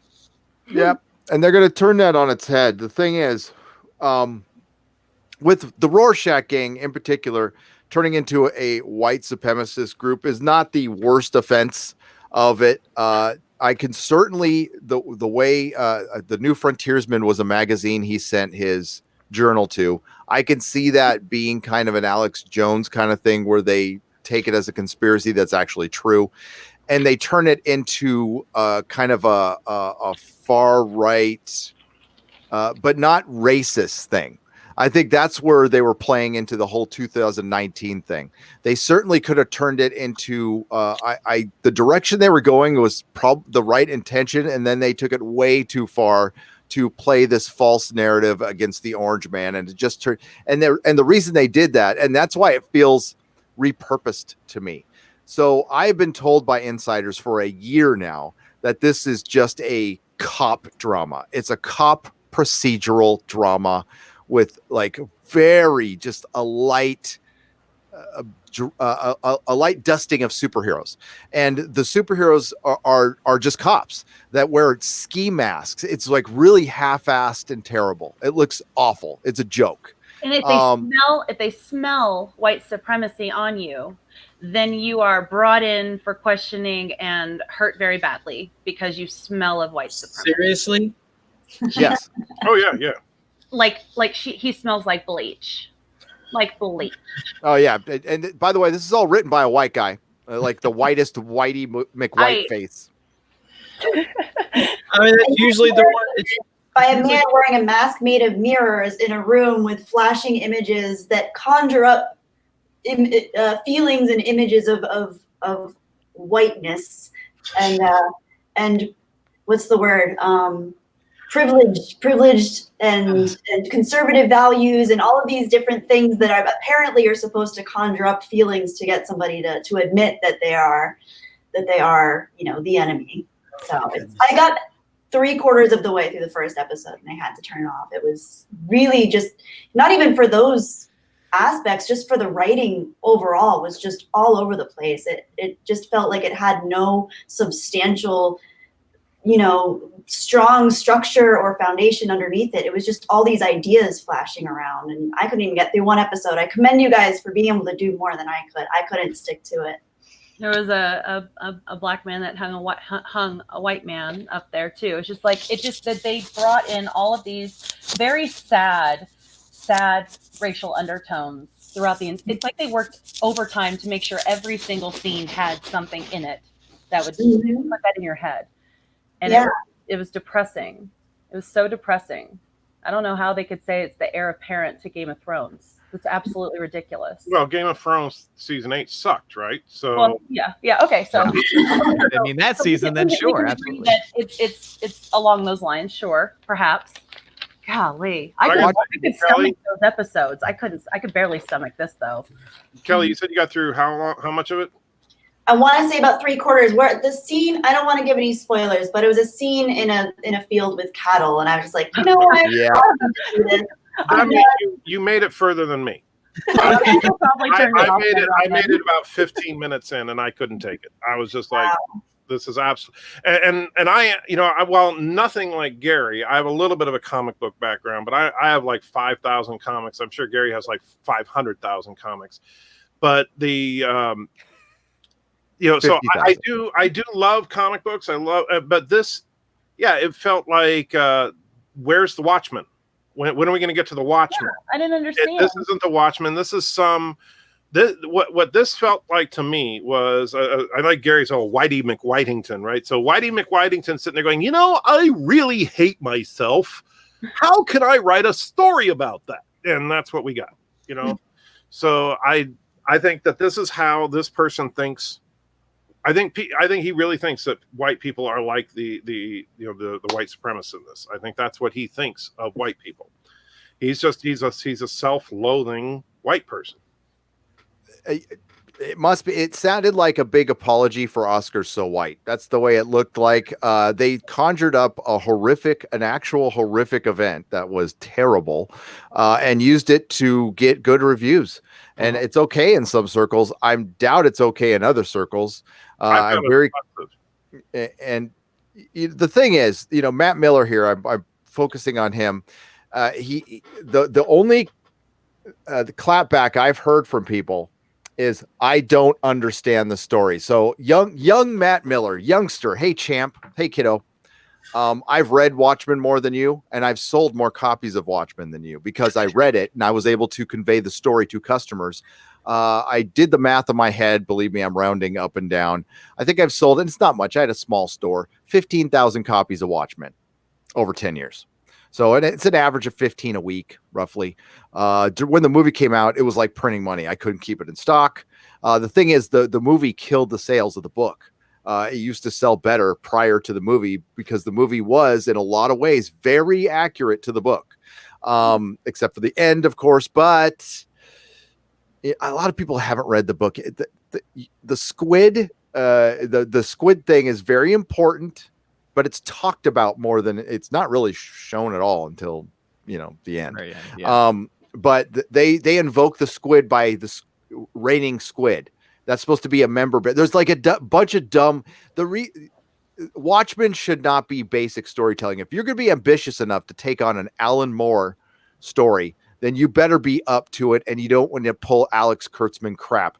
She's making eggs. It makes a smiley face. There's a bunch of watches everywhere. There's the Rorschach gang is going tick-tock because they had what to do with watchmaking? Nothing from the original story. Dr. Manhattan is supposed to be in another galaxy creating life, but he's back on Mars, and he's not even making structures as nice as he did before. Now, I think that's a red herring. I think the government is faking Dr. Manhattan being on Mars to maybe make the public feel safer or something, and he's not really there. We'll see. I mean, there's still a lot more we need to learn, and that's why believe me, I'm being soft on it right now. With the Regina King character, I have the same argument for her that I did for the Watchmen film when we had Silk Spectre and Rorschach fighting and Night Owl fighting their way through a men's prison pretty easily. That was a little overdone. It would not be easy. It would be very ugly. But the reason it's the right-wing troll backlash, again, they automatically assume our politics. Now, I can't speak for everyone here. I have not made a political tweet. I don't remember making one, but if I did, it was over 10 years ago. I haven't made a political post on Facebook ever. I haven't made a political video ever. There's a lot of assumptions of politics, and I don't always want to assume people watched our videos, but when we get into that, I don't know if I'll read this whole article, but I mean, they watched our videos. They're talking about a Rotten Tomatoes video. Jeremy did one and I did one. So it's one of our videos that they watched. And was it Josiah who did the Rotten Tomatoes one? Josiah did that. So it was probably both of them. I don't know what time this article came out because it came out the same day my video did. It doesn't really matter. It's the assumption of politics and telling me I don't understand what I read. That's my favorite part. That's been shot at me quite a bit. I understand, and because Rorschach. And they try to use Rorschach against me like I like that character. I wouldn't break bread with Rorschach. I wouldn't go and pal around with Rorschach. Or maybe, but he's a compelling character in the same way Hannibal is the compelling character in his story. And that's why Watchmen works. And that's why they felt the need to bring in a fake Rorschach into the TV show. And it's so bad. It's so bad. Looking Glass. I mean, he's the same character. He's just Rorschach with a Southern accent. There's even a scene in a future episode where he's eating a can of beans open. It's like guys, it's basic. Excuse me, ladies. Bitch storytelling, and it's done with Watchmen. At least with before Watchmen, the comics, which not many people read. They tried. They act, Darwin Cook did a pretty decent before Watchmen, but this isn't even trying. And we've already heard this is going to be one and done. And then some, Candace, you shot an article. I should pull it up, that it looks like if it comes back, we're not getting Damon, right? Yeah. Just like a shoddy producer to say, ruin something and run. You shouldn't have done it in the first place. Ridiculous. I'm going to have to watch this show just so I can roast it on my channel. Because I would love to see you roast it, because I thought about doing it myself, but I didn't want to get the backlash. You could handle it. You should do it. Yeah, because I've never read Watchmen, but I love the movie. And for all the people that think I hate Zack Snyder, no, I just hate his DCEU. But I really enjoyed his Watchmen movie, and I've watched it several times. So I think I'm going to start watching it either later tonight or tomorrow. If you saw the Watchmen movie, you'll mostly understand this. Other than the ending, I recommend you read the comics, but there's also a motion comic that you can get for free on YouTube that you can watch. That's actually awesome, except it's one guy voicing everybody, so he does the women. It's kind of weird. And I've seen some of that. It's really good. It's worth watching. It's better than the show, that's for sure. Oh God, yeah, it's better than the show. And at least it got me to read the book a couple more times again, just to be familiar. I'm going to start out reading this guy's article. I don't know if I can get through the whole thing, but one of the more unpleasant phenomena of this modern era, dominated by fantasy, sci-fi, and superhero franchises, the online underbelly of far-right trolls who have taken it upon themselves to destroy any progressive ideas in modern movies or TV shows. Underbelly. That's it. Okay, so Hollywood has always been left-leaning. I don't know if the word progressive. They've always been liberal, and the vast majority of people haven't had a problem with it up until very recently. And there's a reason for that, but I'll go on. They've piled on Star Wars movies, and they have made an effort to cast more women and people of color. Oh, here we go. Yep. They've attacked black-led superhero movies like Black Panther. Jeremy, you're 8.5. You're 8.5 rating of Black Panther. Yeah, 8 out of 10, which according to the SJW has made me a Klan member. Most of my audience hates that I gave it an 8 out of 10. But yet I'm a Klan member because I said something that's unpopular in my not to say people, like, a lot of people just think the movie's overrated. I don't think people truly hate Black Panther. I think a lot of people think it's an average movie, average movie. And apparently calling something average is racist. It's unbelievable. It's unreal. Like, I think the main backlash against Black Panther has nothing to do with the movie. It has to do with the love fest that came with it from the media and them hyping it as this greatest film that's ever been made status. And you're automatically going to get backlash when that happens. I mean, Black Panther was a fine movie. I've seen it once. I've never even went to watch it again. My opinion might drop a little bit on it, but yeah, 8 out of 10, clearly a Klan member here. B minus from me. So I mean, it's just it's a fine movie in my opinion, but it's not the CGI cultural, sucks. Yeah. I mean, it really does. It's unbelievable. Yeah, and also, so Gary, you've been talking a lot about this comic. You said it's called Watchmen. Yeah. Isn't it true that you used to own a comic shop? It is. I don't know if you've heard or not. Okay. But he's white, so that invalidates my opinion. Yeah. And by the way, one thing. Now, that article, I assume you were quoting the article when it said Hollywood's always been liberal, blah blah blah blah. Well, Hollywood is always in my lifetime. I can't say before that. I was going to say, because if you go back a little bit, that's actually not the case. In fact, you watch some great stuff from the 50s and 60s, and Hollywood was actually very conservative. And then all of a sudden it flip-flopped around the same time that the Democrats brainwashed people into thinking they were the ones behind the civil rights movement. Which they weren't. Yeah, the Republican, Kennedy was for the civil rights movement, but the Democrats, the party, was against it. And it was the Republicans that carried it. The Democrats that voted for it did it in honor of Kennedy. But then the Democrats convinced everybody that it was all about them. About that same time, Hollywood made the flip, and they've been liberal ever since. And Sorry, as the old man on the panel, I had to yeah, it's okay. It's changed a few times too. That classic liberal is now considered far right at this point.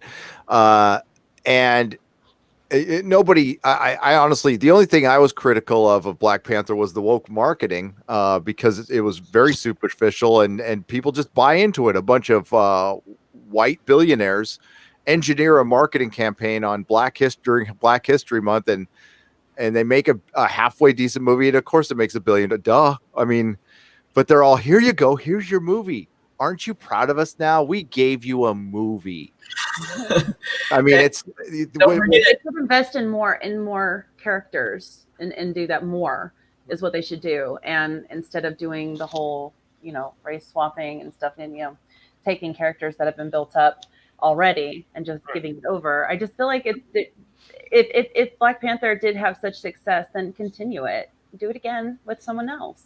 Well, and that's the funny thing about Black Panther to me, and I think now, Jeremy, you said you gave it an 8 out of 10. I think I gave it like an 8.5, so we're close on that. I probably liked it a little more than you, but that's probably because I'm a Marvel fanboy from when I was a kid. And I have the first appearance of Black Panther from Fantastic Four. I have the first appearance of Luke Cage. I have the first appearance of the Falcon. Basically every early Black superhero I have already in my collection. And Marvel, with doing the Black Panther, they did it right. You made a good solid, you made a good solid movie. You honored the character. You honored what Black Panther was all about. Bravo, well done. But the problem is that now everybody's like, well, now you need to make 75 more Black characters. No, you're building this universe based on pre-established characters. And yes, honor the ones that, wherever, because one thing I love about the X-Men, which they've done crap over at Fox, the X-Men are from all over the world. Every X-Men, when the X-Men were at their peak, and Gary, you know this, when the X-Men were at their peak in the 70s and early 80s, every single member of the team was from a different country. Yep. Wolverine is freaking Canadian. Okay. Wolverine is supposed to be going around going, okay, eh? I mean, that's really how he talks in the comics. Yeah. Banshee is from Ireland. He's not just some stupid ginger kid. These people are from all over the world, and the X-Men were the true diverse squad. Absolutely. Never took advantage of. They didn't honor the source material, which would have made it more woke by the modern standards.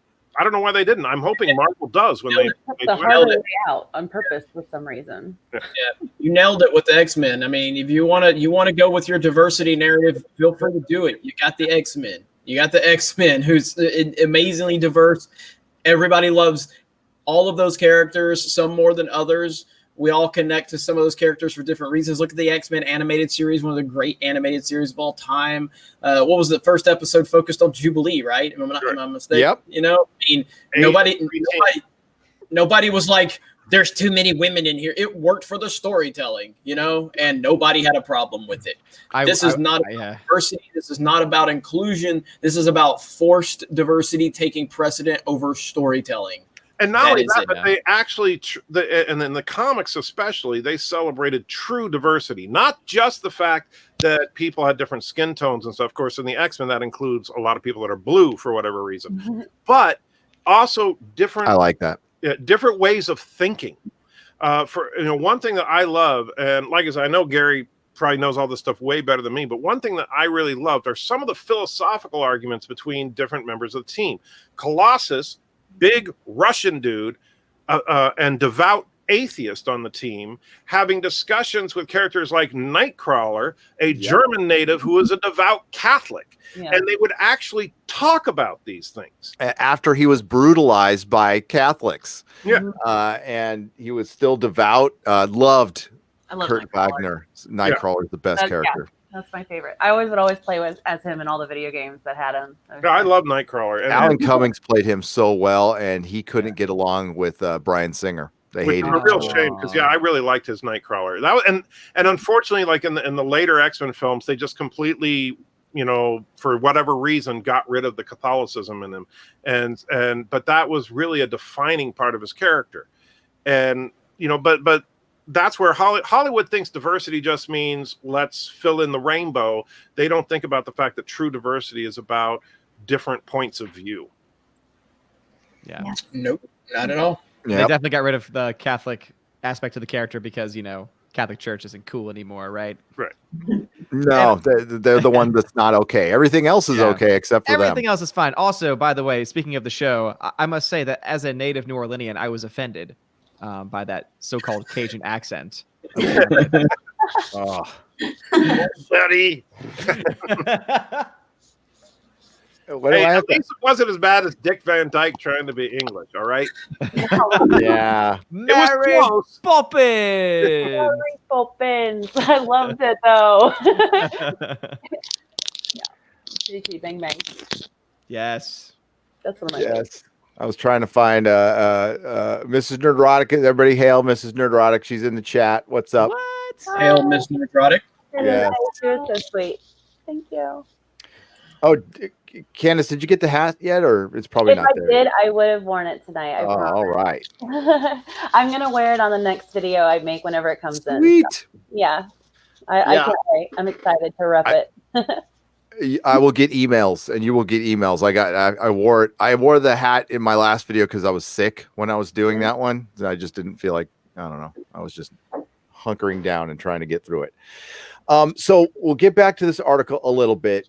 So he's just getting started, by the way. So they piled on Star Wars movies that have made destroy progressive ideas. They piled on Star Wars movies that have made an effort to cast more women and people of color. They've attacked black-led superhero movies like Black Panther. They've harassed women who are starring in Marvel movies. They do this with racist, misogynist comments, crybaby petitions, review bombing, and with hilariously bad YouTube videos directed at journalists who call them out. Okay, that They must be talking about Jeremy.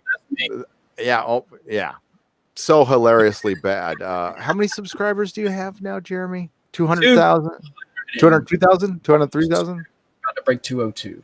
Yeah. Yeah, but most of those are Russian bots, right? Yeah, Yeah. Absolutely. More than And John that's- Campia, though, right? that's more than John Campia. Yeah, that's what I thought. Yeah. I did have Robert Meyer Burnett on the channel, and that was a Yeah. fantastic discussion. Awesome. How cool! He's a cool dude. He's a great cool guy. dude. He's a great Yeah. guy. I think, I mean, everybody thinks something different of me until they talk to me.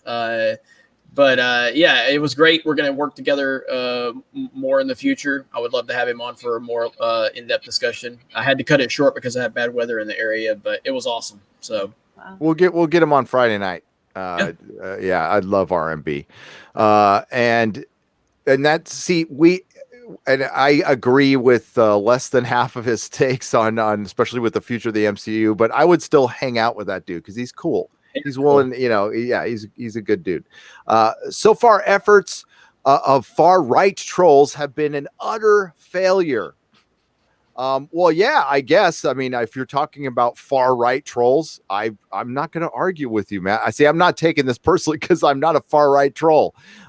These more inclusive stories are more popular and lucrative than ever. Again, using money as the ultimate arbiter of success. No, time is the ultimate. False? Yes, it absolutely is.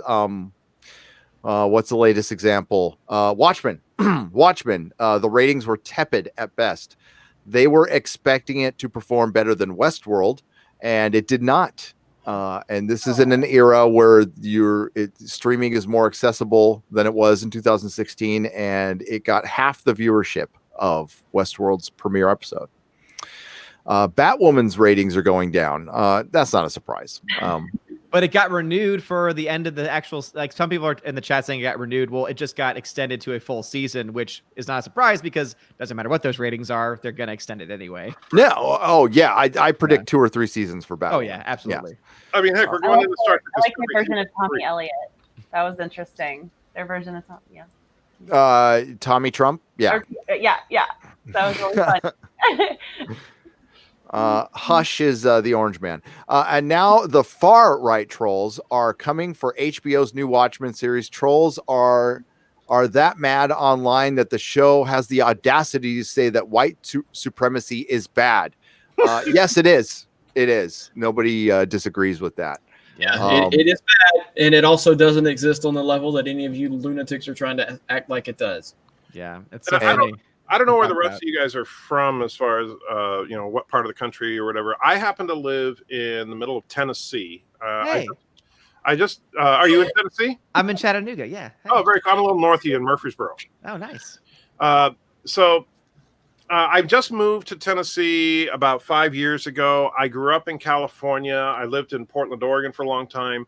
And I always thought that, well, everybody in the South, a bunch of rednecks and racists, everybody's driving a pickup truck looking for someone of a different color to shoot. That's kind of, because that's what Hollywood has always presented the American South to be. Yeah. And let me, for anybody that happens to be in Los Angeles, and this is going to come as quite the shocker to you, but a white supremacist group was trying to do a series of rallies in the South, and they came to our city, and the entire town, every business shut down. Nobody showed up. We literally, the place was, we just said, you know what? We're not going to entertain you. We're not going to even look at you. Everybody stayed home. And they ended up canceling. And so the modern American South is not what they think it is. Yeah. And so just had to throw that out there because it was something that I learned within the last few years. A lot of people think that the South is like it was pre-Civil Rights Act. Not to mention the biggest white supremacist groups out there are anti-Jewish, but no one wants to talk about that. Right.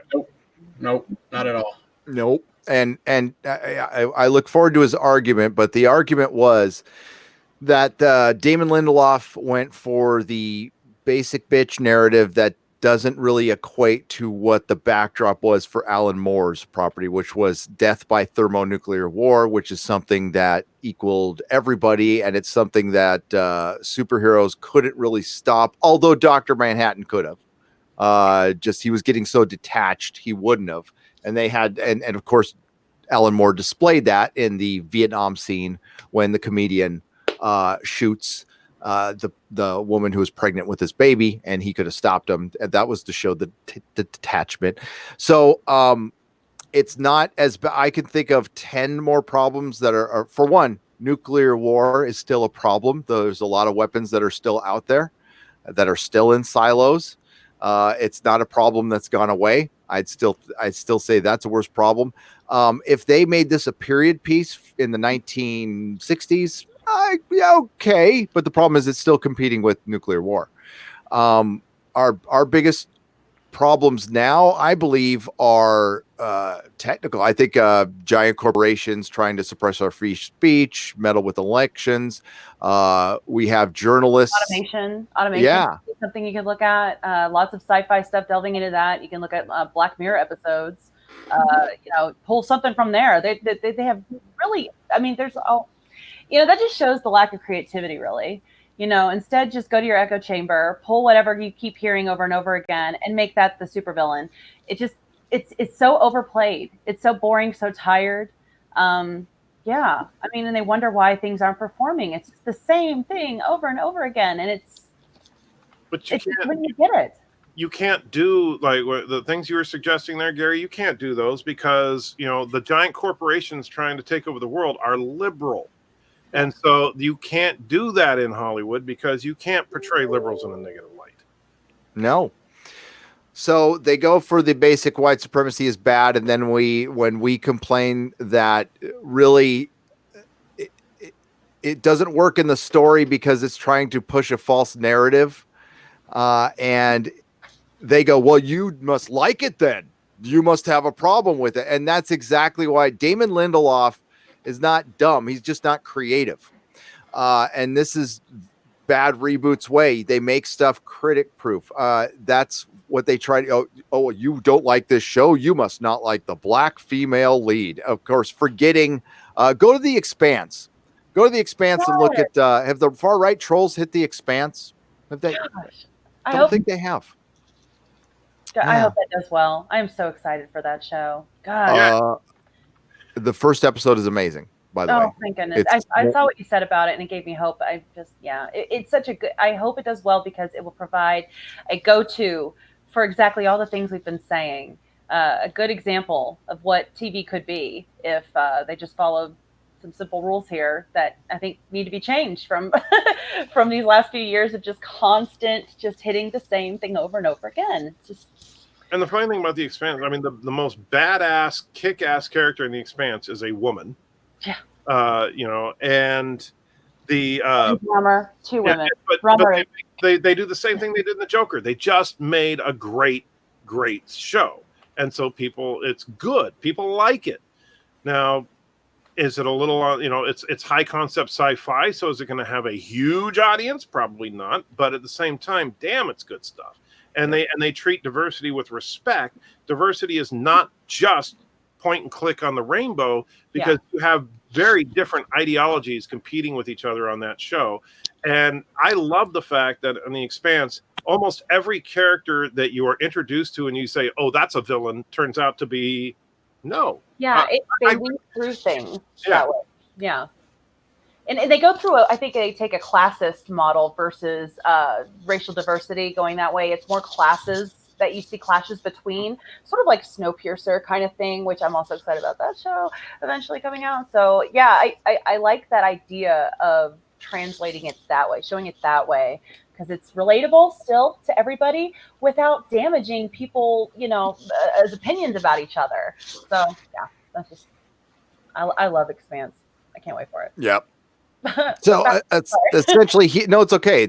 I love The Expanse too, and that's where his argument falls apart. So he basically says there's only 1,000 here, 5,000 here. It's insignificant. If it's so insignificant, why are we talking about it? He doesn't talk about the nuance of the argument. Nobody's arguing that white supremacy isn't bad. We're just saying it's not that big of a problem. So I find it very hard to buy as this reckoning that Damon Lindelof is talking about it as it being so that's the biggest threat to mankind. That's what the superheroes can't in Tulsa, Oklahoma, or with Damon Lindelof finding the most basic thing he could find that he knew would be hypocritic catnip, and they would eat it up and he would get positive reviews because he knows his show sucks, which most of the test viewing has been saying for a long time now. And that's why he's going to bail out. Remember, this is the guy behind The Hunt. Same guy. I'll probably do a video on this. And I love, Rorschach would have been more nuanced if they hadn't made it a white supremacist organization and made it like a conspiratorial thing. Right. That you could make it, that could be, and then it could be like terrorist cells. I find it hard to believe in a liberal utopia. There would be probably pockets of people who were dissenting, but it would make way more sense if it was like libertarians. Because if it was if we're talking about a liberal utopia, then there's probably they're probably taking a lot of property. They're probably taking a lot of property for the state. That would piss a lot of people off. That would make more sense. And we saw a lot of that starting to happen a few years ago, and then it stopped. So that, and we'll have to see how it plays out, but it's a disingenuous argument as usual. And Matt, that's another guy. It's like, I'll invite anybody on the live stream. Anybody's welcome to debate me and cite where Jeremy or Anti-Trekker or myself or Candace or Odin has been racial, has been sexist. Find it, please. I would love for you to find an instance where I was being racist towards anybody. Go for it. There's 900 plus videos. You can go look through them. Real quick, I just want to say Nina in the chat had a great idea when we were talking about the idea of shows that could really show existential threat. Well, give us a show that's mimicked off of Fallout, the video game. That'd be awesome. That'd be such a great idea. There's stuff out there they could do. It's just that white supremacy is the yeah.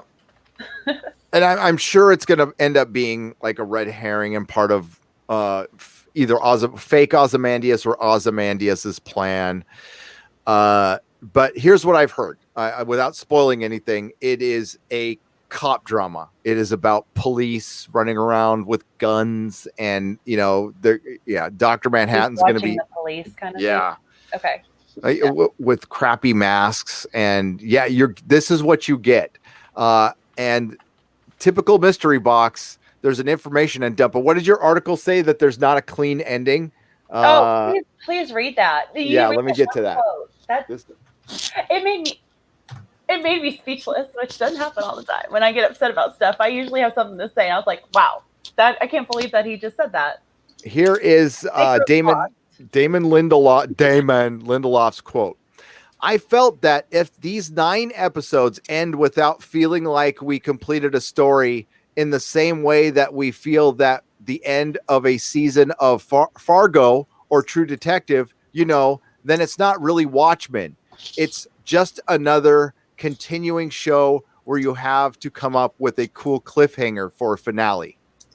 And this is, as you said, dude from Lost saying those words. I have no words for that. And I'll repeat, I felt that if these 9 episodes end without feeling like we have a complete story in the same way that we felt at the end of season of a Fargo or True Detective, then it's not really Watchmen. There's no way in hell this guy ends with a complete story, period. I have yet to see it from him. So Leftover fans will have to tell me, because I tried to watch The Leftovers, and I just found that show to be too pretentious to stomach. It was the most pretentious show I've ever seen. So it was bad. It was boring, and it just was all over the place. It had no solid. It didn't even stick the landing. The ending was. Bleh. They brought up all these different interesting concepts, and then they just let it all. They just gave us the leftovers. That's it. Yes. And by the end, you're like, yep, God was right. He took the right people, left behind the right ones. Fuck them. No, I'm just kidding. All Out of Bubblegum says JJ makes the best 2-hour motivational trailers ever. Now I know how someone working in a call center feels like. Oh, there you go. Thank you for the $5. Brian Lewandowski for $5. They were right about Terminator. It was just like The Force Awakens. It undoes the first 2 films. I was hoping it would be good. Yeah, a lot of people. Mrs. Nerdrotic was bringing that up. She said, "There's a lot of people reviewing Terminator. Are you sure it's not out? Because we wanted to see it." I'm all, no, it's not out. And then a little birdie who might be on the show quite a bit, and he's not on it right now, sent me a link. Allegedly. And yeah, I don't know how that got out there, but it did. And it's going to hurt it. But yes, I heard it just absolutely destroys John Connor. Hope you're looking forward to that. Mahler, I hope you're looking forward to that, buddy. Mahler will take care of business. Yes. Oh my God. Mahler's going to be doing our answering machine at the salon. Yes. Yes. Oh, we got to send him a script. And so thanks, buddy. Odin, maple flavored glue, says Mary Mayhem for $1.99. Delicious. That sounds good. Will R for $5. Jeremy needs to give us a beanie into the mic. Jeremy needs to give us a beanie into the mic. What's that? Beanie. Oh, there we go. There was a chick in the chat the other night in my live stream requesting that I impregnate her, and I'm like, pass, because that's kind of awkward, but thank you. And then she requested that I say beanie in a sexy way, so I was like, beanie. Like, I can do that one.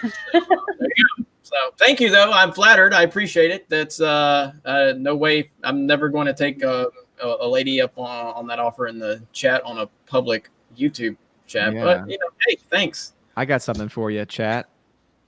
Fiscal responsibility. Now I like that. There you go. Now you're talking. Yeah. Talking my language there. George B.D. Lucas for $1.99. Good story treatments thrown out. Yeah. Oh, yeah. but they want to they want to do him justice. They want to show this respect. They want to end the saga. And the freaking memes on the trailer are hilarious. So there's a meme going on, in case you're unaware. If go to this Rise of Skywalker trailer, look at the comments, and it says 2019 the saga ends, and then I mean it goes on forever. It's pretty funny. SC did a video on it. I did a tweet. I think 2019 the saga ends. 2020 Disney Star Wars is hard at work on a reimagined spirit of the original remake of Star Wars: A New Hope. Yeah, which they're doing. I'm sure. Some nobody for $5. It really isn't though. The thing that sucks is that the kind of stories you can tell well in the primary franchise Star Wars films is pretty limited. Yes, they totally overpaid for Star Wars. They gave it priority over Marvel, which I heard that from a few. One of my ex co-hosts used to work for Disney, so he was telling me that Star Wars was cheaper to make, and that's why they did the Star Wars Land first, that they thought that was going to make them more money quicker than Marvel. I disagree with that. I would disagree with them even saying precedent over it. It's more about the contract, because they can't build anything Marvel at Walt Disney World. So there's like, it's so weird because Universal Studios is so close to Disney World in Orlando. So within that contract, they can't do the Marvel characters that they want because there's still a contract. It's all messy. That's why, at least from what I heard, because I used to listen to a lot of Walt Disney World podcasts, and apparently that's one of the reasons why they wanted to go and pull Guardians of the Galaxy from the depths of Marvel where nobody had ever heard of it, because it didn't fall within that. So now they can actually put a Guardians of the Galaxy attraction at Epcot, which they're currently working on. And clearly that was a good business decision for them. But so I don't think it was that Star Wars necessarily, I think if they were both on an even playing field, I think they both would have gotten the even treatment. But Star Wars gave them a lot more flexibility in what they could do with it, whereas the Marvel contract hinders them a lot from the theme park perspective. Yeah, and for a lot of other at the time when they bought it, they didn't own the X-Men, Spider-Man. So yeah, that does make sense. That absolutely makes sense. And the Marvel area at Universal's pretty awesome. I don't see them getting rid of that anytime soon, like a Hulk coaster. Yeah. I don't know. There's something to that. I mean, again, I haven't been to Universal Studios in Orlando in forever. I know if Drunk 3PO is watching, I know he's been over there. He probably has more insight onto this, but where is the Nintendo Land going? Do we know that, Candy? So yeah, it's a plot of land. I need to do a video on that. So thank you for reminding me. Yeah, there's a plot of land. I think it's just north of it, but I don't have a picture of it or anything that I can show you right off the bat, but it's huge. It's huge. And it has the opportunity to build beyond Nintendo World. That's just the first phase for the one in Orlando. And Orlando's getting like everything. Hollywood, a little bit less. Japan is getting about the same as Hollywood. So, yeah, like the potential to add on like a Donkey Kong world on top of that, and then possibly Pokemon. So, I'm just going to live there. They're gonna have a Mario Kart attraction. Really, I'm never leaving ever. Yeah, the Mario Kart attraction is gonna be. I don't want to go too much. I don't want to divert too much here, but yeah, I need to do a video. I love that stuff. That is like Donkey Kong sounds cool as hell.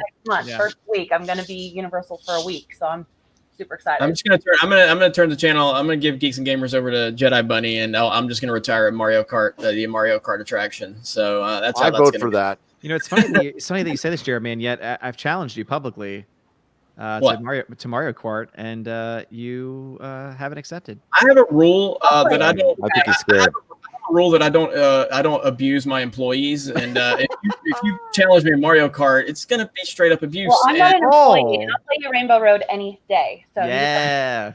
Well, if you guys we are really, we have been in our, with Geeks and Gamers, we have had a lot of discussions. We're ramping up the gaming content, and we're going to actually, I'll go ahead and announce it here. We're going to actually create a separate channel for gaming for Geeks and Gamers, but we will do occasional gaming on the main channel because look, the bottom line is the algorithm is the algorithm, and you've got to work it. And so I'm not going to put a bunch of gaming content on the channel because it just doesn't work for our algorithm. Ryan did a great video on the Call of Duty situation. It's got like 7,000 views. That's like drunk 3PO level views. Just drunken Jesse had the exaggeration. He's had the record for the worst viewed video in Geeks and Gamers history. Congratulations to those guys. Well, Ryan's video is barely got it's algorithm. So we are going to do occasional game streams on the main channel, but we're going to put a lot of gaming content on the new gaming channel we're going to create. So, yeah, including possibly someone is talking about having a Minecraft server in the works. Christian Minecraft. That'd be fun. Christian Minecraft server. There will be a chapel. There will be a cathedral, and it'll be awesome. Yeah. Mary can be in that too. I know she likes Minecraft. Yes. It'd be fun. We will get to a couple more super chats here, and once I find them, sorry. George, Also, I'm not going to say his name, but I just want to say hi to my best friend in the chat. You know who you are. Thanks, Oh. Odin. You do it. Oh, sorry. Did I say that out loud? we all know Jesus brothers, is man. Odin's best friend. Who's my best friend? Wait, who's my best friend? Jesus. It is. You're right. It is. George put Kathy in charge in order to protect his vision and was betrayed by her, says George B.D. Lucas, and he would know for $4.99. I mean, that's the horse's mouth. That's the space horsey's mouth right there. Pure Vern for $2. Rogue One the best in the Disney lineup? Yeah, I would say so. Yeah, at this point, I think anybody would have to. If you're taking a step back objectively, it's easily the best. And I don't. I've always been kind of. I like it. It's fine. I never loved it, but time has not been kind to The Force Awakens. No, I think the Mandalorian will probably be. I'm just guessing it's going to be the best thing. Just because John Favreau. If we're jumping outside of the movies, then I would take Rebels over anything that has been produced. And that's not to say Rebels is great. Rebels is good, and it has some great moments, but it also has a shit ton of filler that just can drive you crazy. Yep. The high moments in Rebels are incredibly high. So I'll take Rebels over anything Disney Star Wars at this point. But I would be willing to let Rebels go if it meant to decanonize all Disney Star Wars. Just I can sacrifice Rebels for that. So I'm with you on that one. Matros for 20 Swedish crowns. Disney gonna Black Cauldron Star Wars after this fail. Oh, I remember Black Cauldron. Old school. Yeah. Actually. Nina Fabiano for $5. If they made a movie adaptation of the Phantom Menace, who would you cast for your fellow members? Can't cast yourself. So, oh boy. I got to think about this. That's something that requires thought, Nina. That's a good question. That's a good question. I'm trying to think who would Jeremy. Yeah, I can't. I'm so bad with that, Nina. That's such a good question. I think Woody Harrelson is Jeremy. Oh, I'm okay with that. I mean, I get it. I get it all across the board from Woody Harrelson, Will Ferrell, Ron Howard, Ryan Felipe. I'm like, that's a wide range of attractive men to goofy men. So, who's the guy who played Stifler? Sean William Scott. Yeah, Sean William Scott is Jeremy. Morgan 87's got it. Danny DeVito is Jeremy. Yes. And if that is the case, Bradley Cooper is Jeremy. I'm okay with that. But if Danny DeVito, I want him to do the dance he did in Friends when he was the male stripper. I will demand that in my contract because that is the sexiest scene in the history of cinema. Penn Teller is Anti-Trekker. Hey, yeah. Gillette, you mean? What was that? Use it. Penn Gillette, I assume. Penn Gillette. Yeah, I'd you say do they kind of like Penn Penn Gillette. Gillette. My Yeah. bad. Why did I say Penn Teller? Jesus Christ. Yeah. Crime Two Sweep. people so big, takes two people to play me. That's Yeah. I saw them in Vegas. They're great. That's a Thompson as Gary. Yes. You got to replace me with a strong black female. Oh man, That's the trendy thing to do. Crime Sweepers, the web series for $1.99. If Rey takes out the Emperor, I will die inside some. with a dagger. Then be prepared to. Yeah. I love. Resemble anything else to you? Did everybody get the same vision when they were in the throne room? It's like, oh my God, this looks like Game of Thrones. They're really doing this. They're really doing this. Yeah. Yep. They're like super subverting expectations. Mm-hmm. They're going to subvert they're going to re-subvert, so it's going to go back to the starting. It's not You know even what I mean? similar. It's the exact same tone, and the shading and the optics are all exactly the same. It's amazing. They just made it Star Wars size. Like they had the window was a Star Wars window. It's just, oh my gosh, it's so blatant. Sure, if D&D had a say in any of that, just any advice to give it? Yeah, what a coincidence! What a weird coincidence. Was on the set with them at the end of that, and it just seems kind of funny that those are just all that similarity and what was going on then. Hashtag cancel Jeremy and hashtag hire. I always forget I can't pronounce his name. Demongenai for reasons. Oh, it's Demongenai right there. What's up? I didn't even say for $2. I am for that as well. I think after meeting Demongenai, yes, he's much better than you are. Absolutely. North American Hamrammer for $5. Bree as Ahsoka is like your house is on fire. You yelled, screamed, and ran, then put it out. But eventually you fail, and 6 beers in, you just throw a log on the flames. Yep. Are we going to talk about that? Yeah, let's talk about that. I'm totally a Jedi. Okay, so it's real simple. Everybody wants to know how I feel about this. I have talked about this for 4 months. This is what they want to do. This is stupid, but it's consistent with Disney Star Wars, so they should do it. Now, if they really, truly wanted to make a live-action Ahsoka movie, can you give me a screen share, Gary? Yeah. There is an Ahsoka. There a person who's my friend. There is a person who could play Ahsoka, and that would be Ray Kinnix. What is that? That's not. That'd be an interesting interpretation of Ahsoka. Huh? Which one are you sharing? I just put. Oh, I'm sorry. I shared mine. Where's yours? There it is, right there. Okay. There we go. That is your Ahsoka right there, Ray Kinnix. Yes. I've met her. I've hung out with her. She's great. She's doing an Ahsoka fan film right now. That is a shot from it. She's incredible. That's her again. Wow. She can sing. She's got a YouTube channel with like a song or two. It's great. She's amazing. I have hung out with her. That's me and her hanging out. She's amazing, and she's animated there too. That's amazing. Yeah. Like look at that. Look, I mean, that's amazing. Go to her YouTube channel. It's Ray Kinnix. That's REI Kinnix. And watch the teaser for the Ahsoka fan film that they're working on. Yeah. But Disney's not worried about making a serious film. They absolutely are not.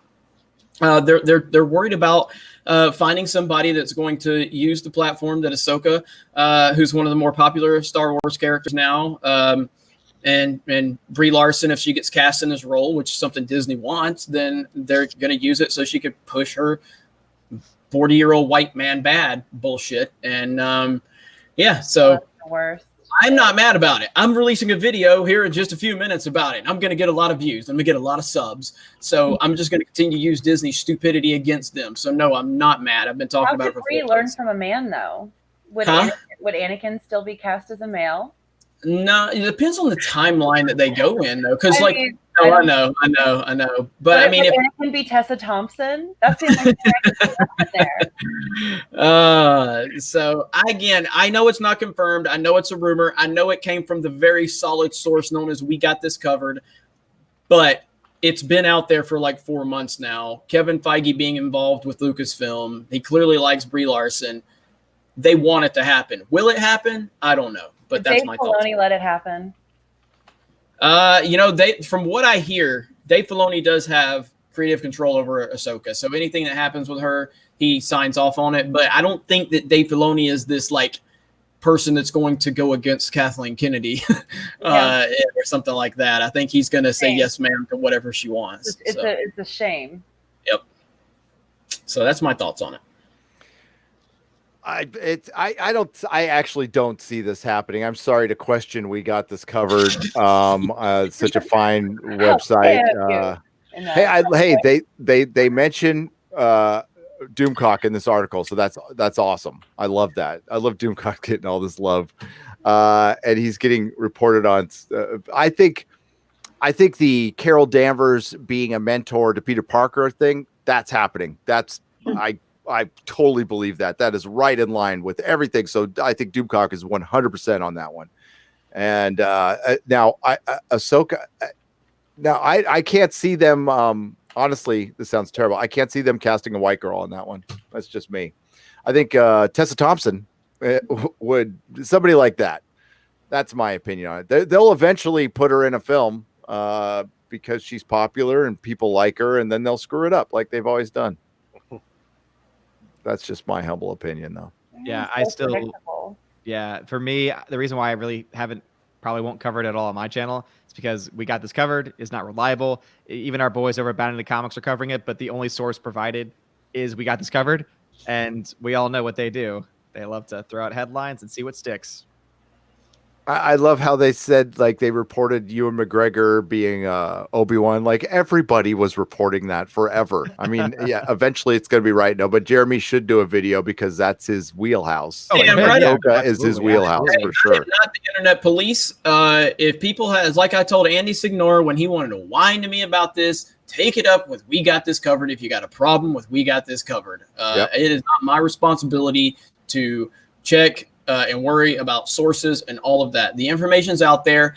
Disney, Lucasfilm, Marvel, they could all kill all of these rumors with one single press release. Yep. But they don't. They like when this stuff is in the airwaves. They like when people are talking about this. They like it because it's making them relevant. And guess what? It's making me money. I'm a businessman. I am not the internet police. I don't give two shits about all of that. So Disney doesn't care about this stuff being out there. They don't care that I shit on them every day. They don't care. But eventually the tide will turn, and it is turning. But yeah, if you really didn't want this rumor out there, literally Kevin Feige, Kathleen Kennedy, Bob Iger could make one press release to Entertainment Weekly, which is their PR firm, and they could kill it, but they don't care. So why should I worry about it? Mm-hmm. I like people are saying you're going to have a Ahsoka butt double. Who's going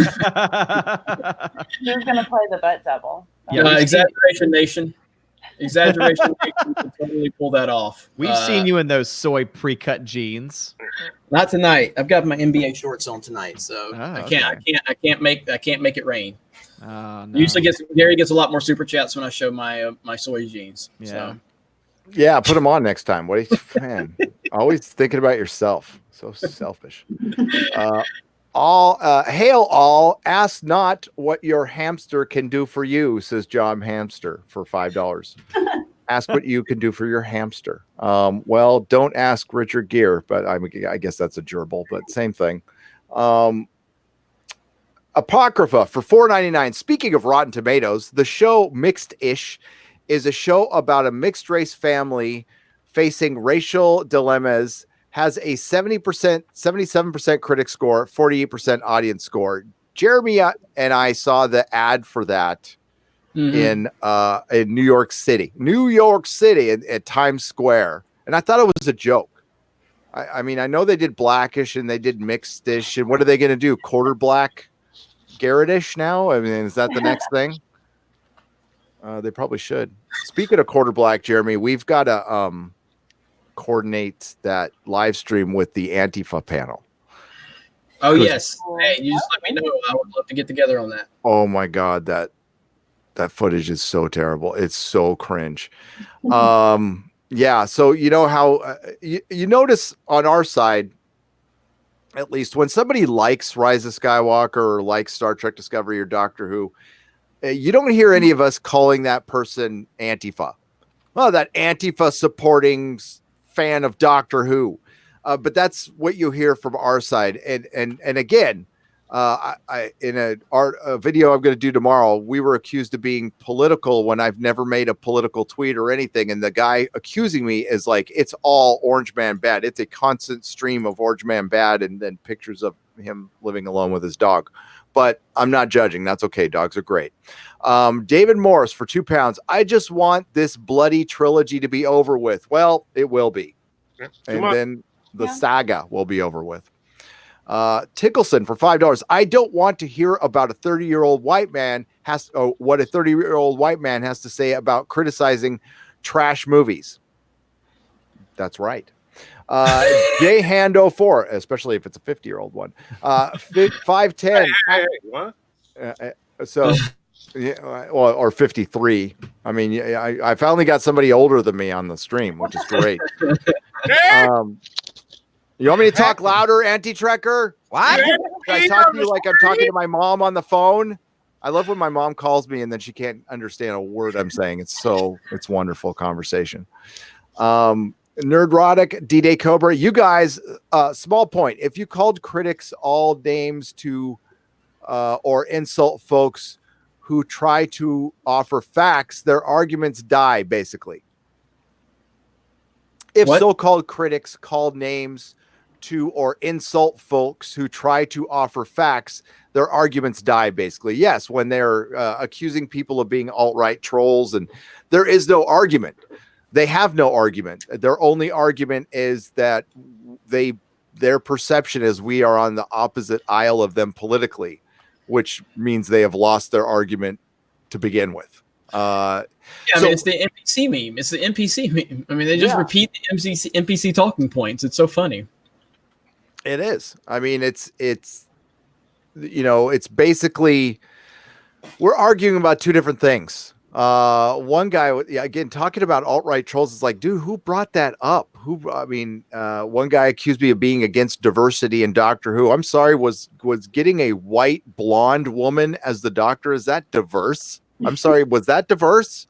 I don't find that diverse. I find that actually there was an argument made by Anita Sarkeesian that was a way to keep the Doctor white.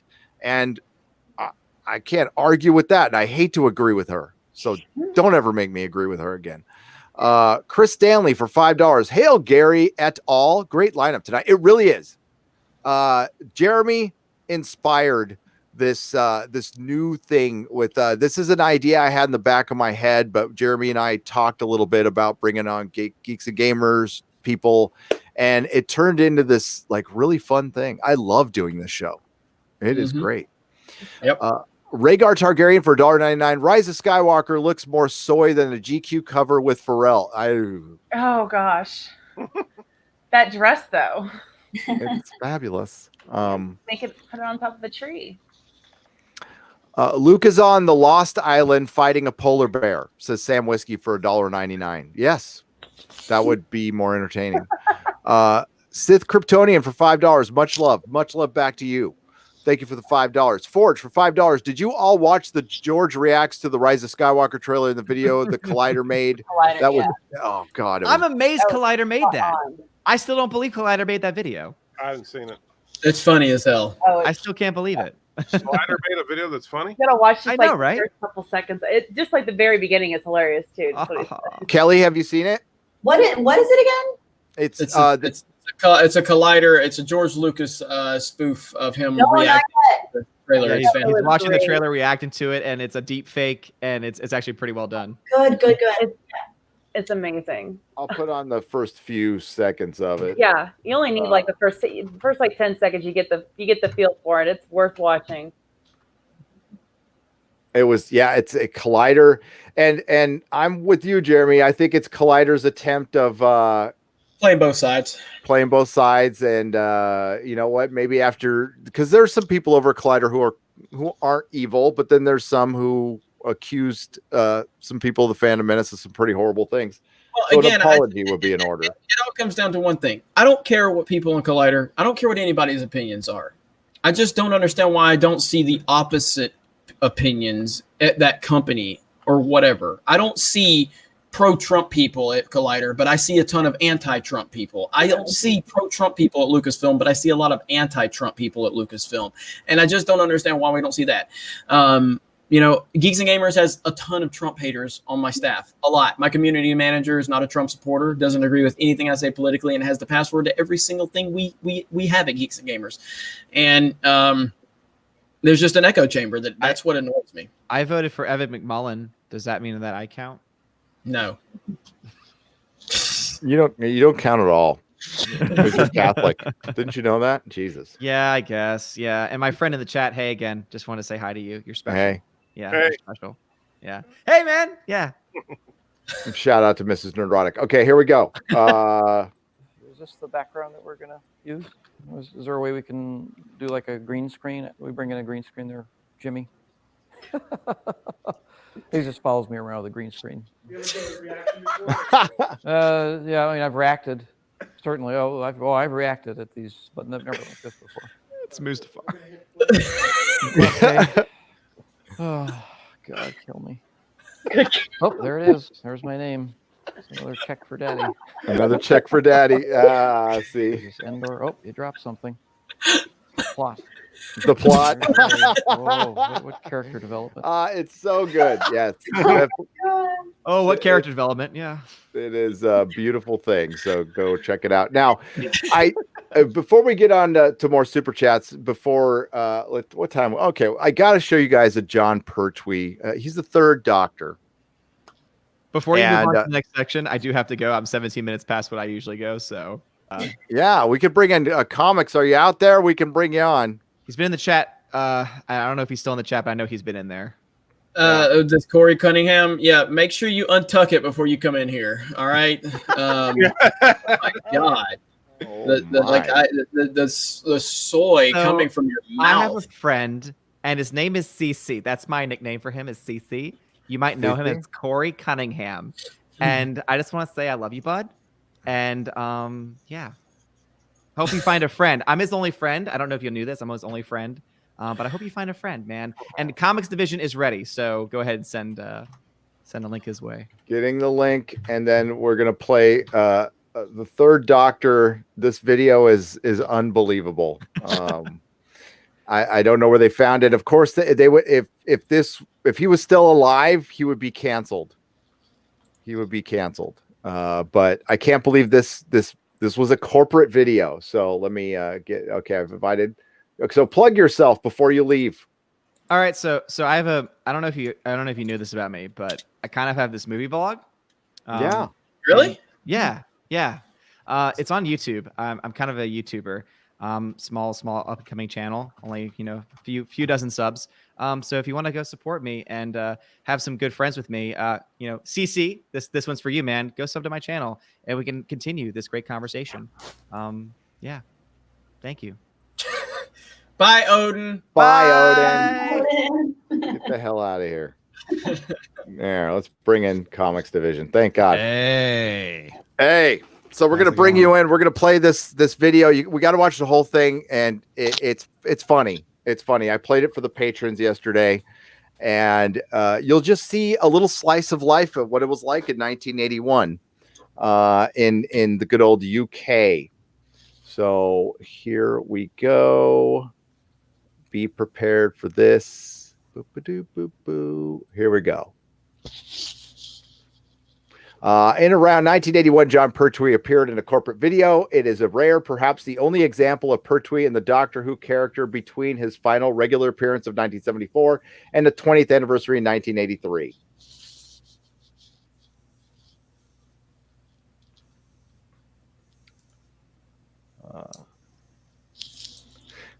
The corporate world was male dominated in a corporate event. I got to pause this so I can read it with my soy voice.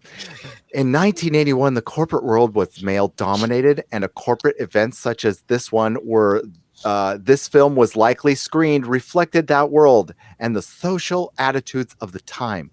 If you have grown up with the social attitudes of recent years, you may not prefer not to watch or to turn off just before the end. It's bad. Okay, I'm gonna say it's bad. It's not anything any person should say to a lady, man or woman. But here we go.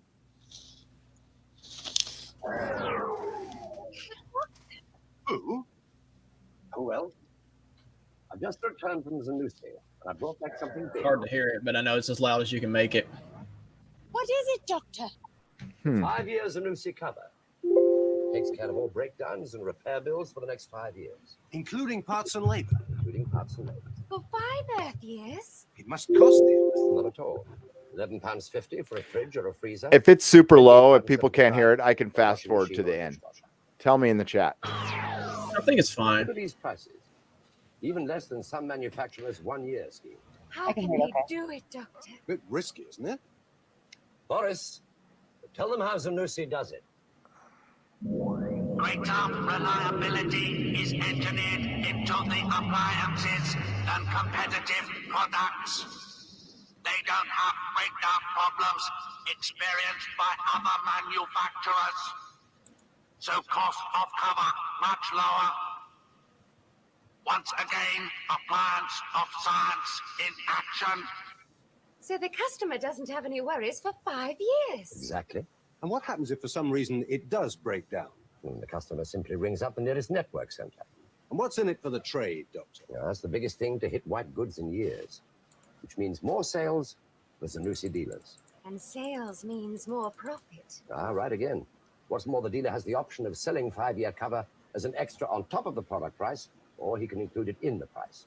Either way, Zanussi will support it. Tell us, Doctor, how is Zanussi going to launch it? By a massive TV campaign.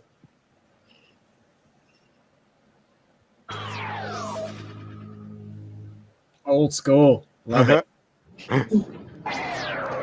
all right, lads. It's the Zanussi 5 year cover. Takes care of all breakdowns, you know. And labor. Yeah? How much? Washing machine, 29 quid. Fridge, 11.50. How did I do it?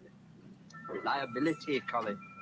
More appliance of science. Reliability, Colin. It's a pyramid scheme. They even call it a That will be scheme. seen in 20 million homes at least 5 times starting May the 4th. But what about people that don't watch television, Doctor? They will not escape. This ad will be run during May, June, and July in all the national newspapers, and will be read by 40 million adults at least 6 times. There'll be dealer ads, leaflets, leaflet dispensers, and lots of point-of-sale material. A leaflet with every machine. How can I get in on this one? Make sure you are well stocked. Like how I can't believe the woman talked right there. Make sure you are using She all said the support material. Make sure your customers understand what the scheme is. What the scheme and is. How it works, what it covers, and how much it costs comparatively. Your commitment to the scheme will sell more appliances now and in the future. That means more profit. Remember, this isn't just a one-off. It's forever. Doctor, before you go, one question. Yes? Where in the galaxy is Zanussi? Show us your tits and I'll tell you. More appliances. Savage. Oh, savage at the end there. Not expect that. No, okay. I no, missed that what comes out of nowhere. You're like, what? Wait. What did he say? I missed it. Yeah. Show us your tits and I'll tell you. Oh. Okay, the fact that they had to include a trigger warning for that's hilarious. Yep. So yeah, some guy wrote a pearl clutching article about it, and then he took shots at YouTubers who make videos about Jodie Whittaker and Watchmen for some reason. And again, judging somebody who's been dead for 2 decades on 1981 standards, which doesn't make it okay, of course, but it's like, dude, that was funny, and he And condones. that was scripted too, wasn't it? It's not like he just like randomly threw that out. Oh, the comments in Bleeding. It's from a Bleeding Cool article comic. So go the figure. comments are the worst too. It's like, oh, that's corporate capitalism at its highest, and blah blah blah. Oh my gosh. It's just cringy as hell. But that was just hearing the doctor say. Yeah, that was so funny. That's funny. It was so unexpected. You're like, what did he just say? You have to do a double take. Don't yawn, Jeremy. I'm trying. Jesus, Too. that helps. But yeah, so that guy wrote an article, and essentially, yeah, Pertwee would be canceled right now. They released that the day his Blu-ray dropped on Amazon. But it's amazing how so Bull's Trick, our good friend Bull's Trick, did a video on this, and he called it canceling John. They tried to cancel John Pertwee, which is what they tried to do. They tried canceling John Wayne based off that Playboy article from like the 70s John Wayne like was that. pretty racist, but I mean he was. But John Pertwee was not. John Pertwee liked money. John Pertwee had to feed little Sean Pertwee. But I just noticed that when Bull's Trick put his video up, some of the clapback he got sounded really understanding. Like people from Twitter all of a sudden are like, no, it was of the time. You have to be understanding. It was of the time. And whoa, when did Twitter get this newfound understanding of humanity? It's very interesting that when it's something you like, you're understanding, because that would, threaten your precious Jody. But I could see them canceling. This is why you need to hold on to your physical media.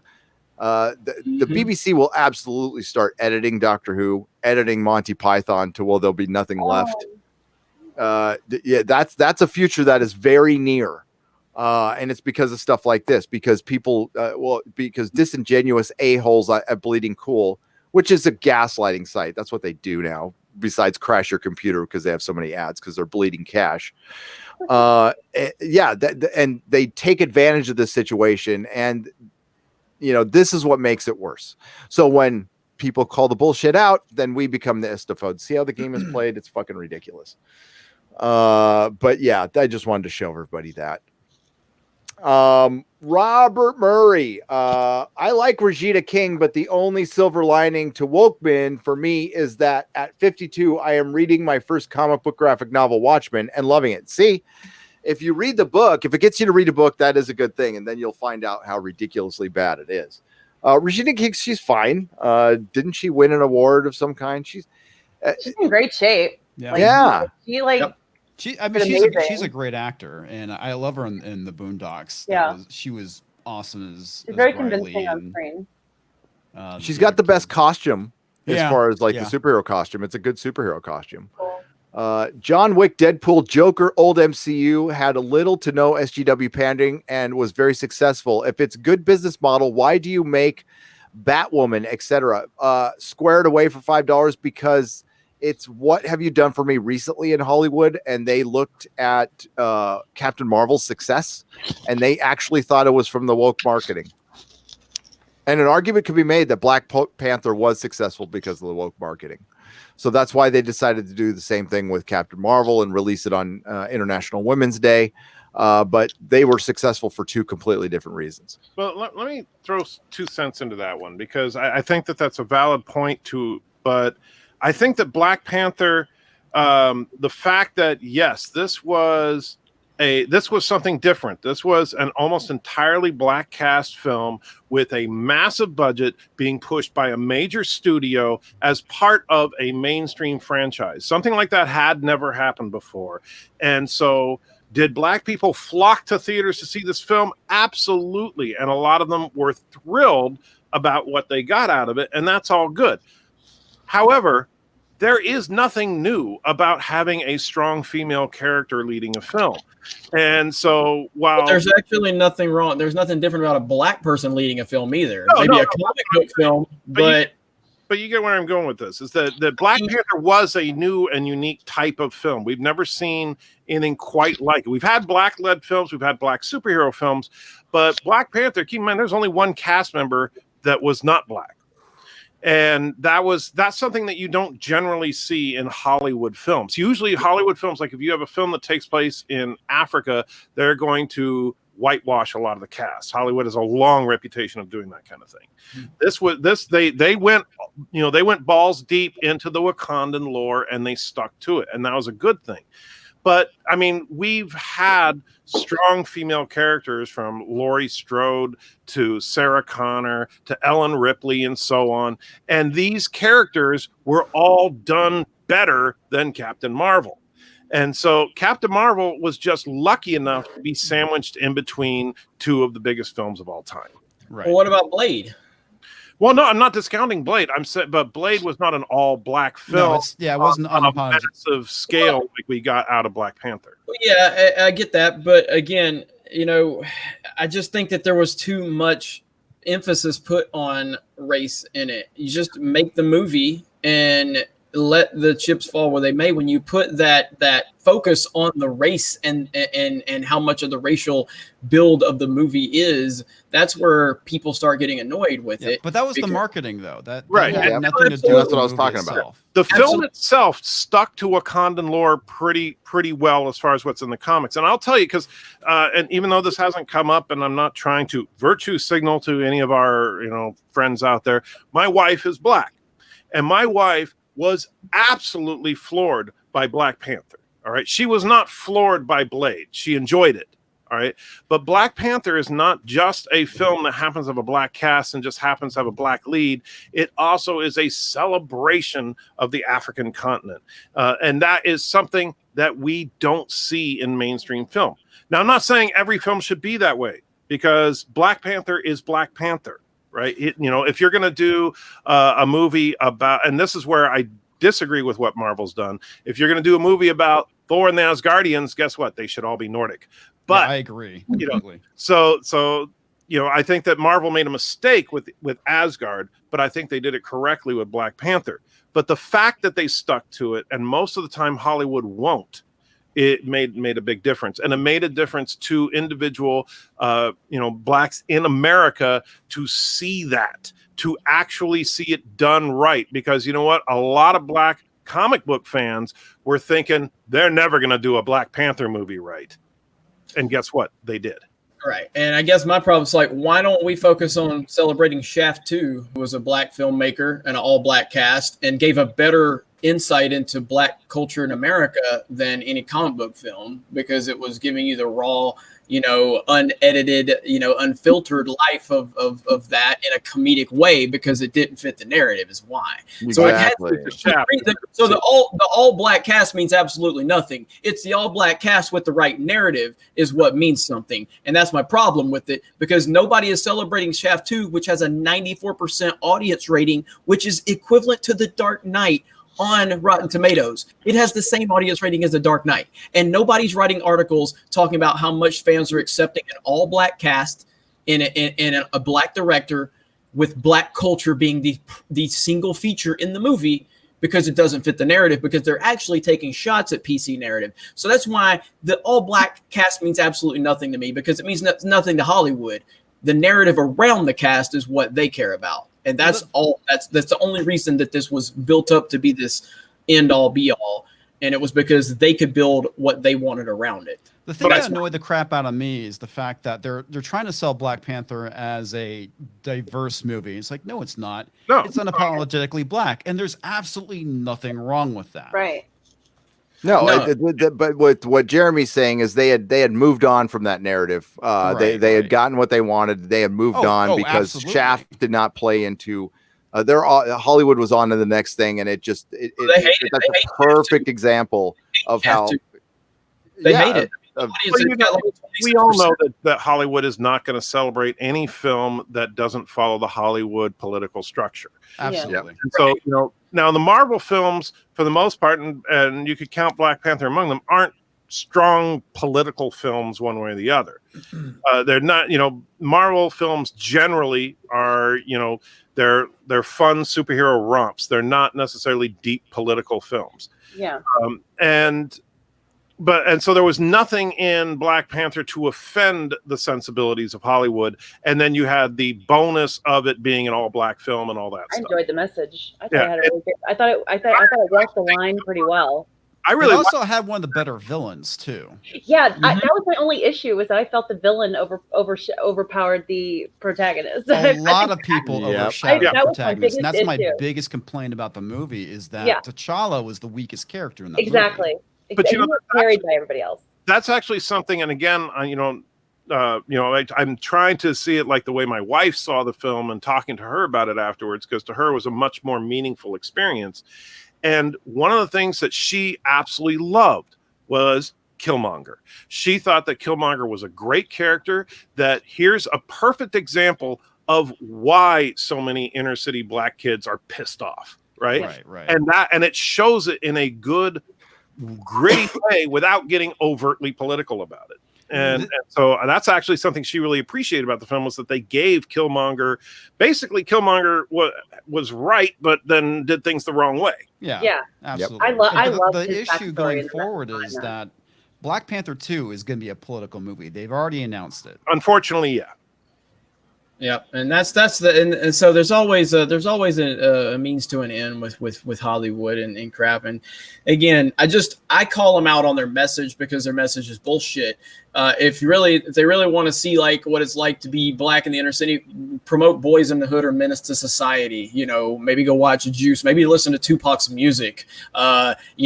I mean, I had Uche on the channel on Geeks and Gamers, who's on our team, and he's from Africa. He is African, and he hated Black Panther because he felt that it was misrepresentative of African culture because it was a fictitious world. Now that I can't speak to that. I'm just giving his opinion, and he doesn't like the movie at all. Very westernized. It is. When he was talking about that, that was great. I had this black some type of black leader or something email me after I had Uche on the channel and threatened to make it an international issue if I didn't fire Uche. And I'm like, wait a minute. You want me you want the white guy to fire the black guy for having an opinion that the black guy does what? Like, have you ever watched my channel, bro? Do you think this is going to work? So then we made a video and made more money off the situation. Yeah. But yeah, I mean, I just, it is what it is. My whole thing, again, as far as the movie goes, I enjoyed it. I found it to be very enjoyable. And I've defended the movie. It's the nonsense around the movie that Disney created and Hollywood created that I called into question.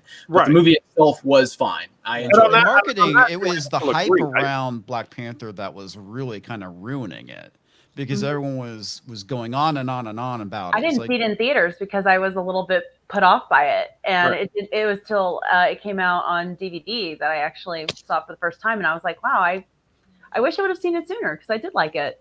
And that's where I think, Jeremy, you and I will agree, as far as like the marketing and the way that they presented the film was all wrong. The fact that you had people out there trying to say that white people should wait before they go see it, so give all the black people a chance to go see crap. That's so stupid. Yeah, it's like, what the hell are you talking about? This is not a movie just for black people. Yeah. It just happens to be in the Marvel universe, in a corner of the universe that happens to be populated by black people. Yep. And so that was very unfortunate, because I think the marketing actually did drag things down. I think that people like Candy would have seen the film in theaters probably if they did the marketing a little more proper, and they would have made even more money off of it.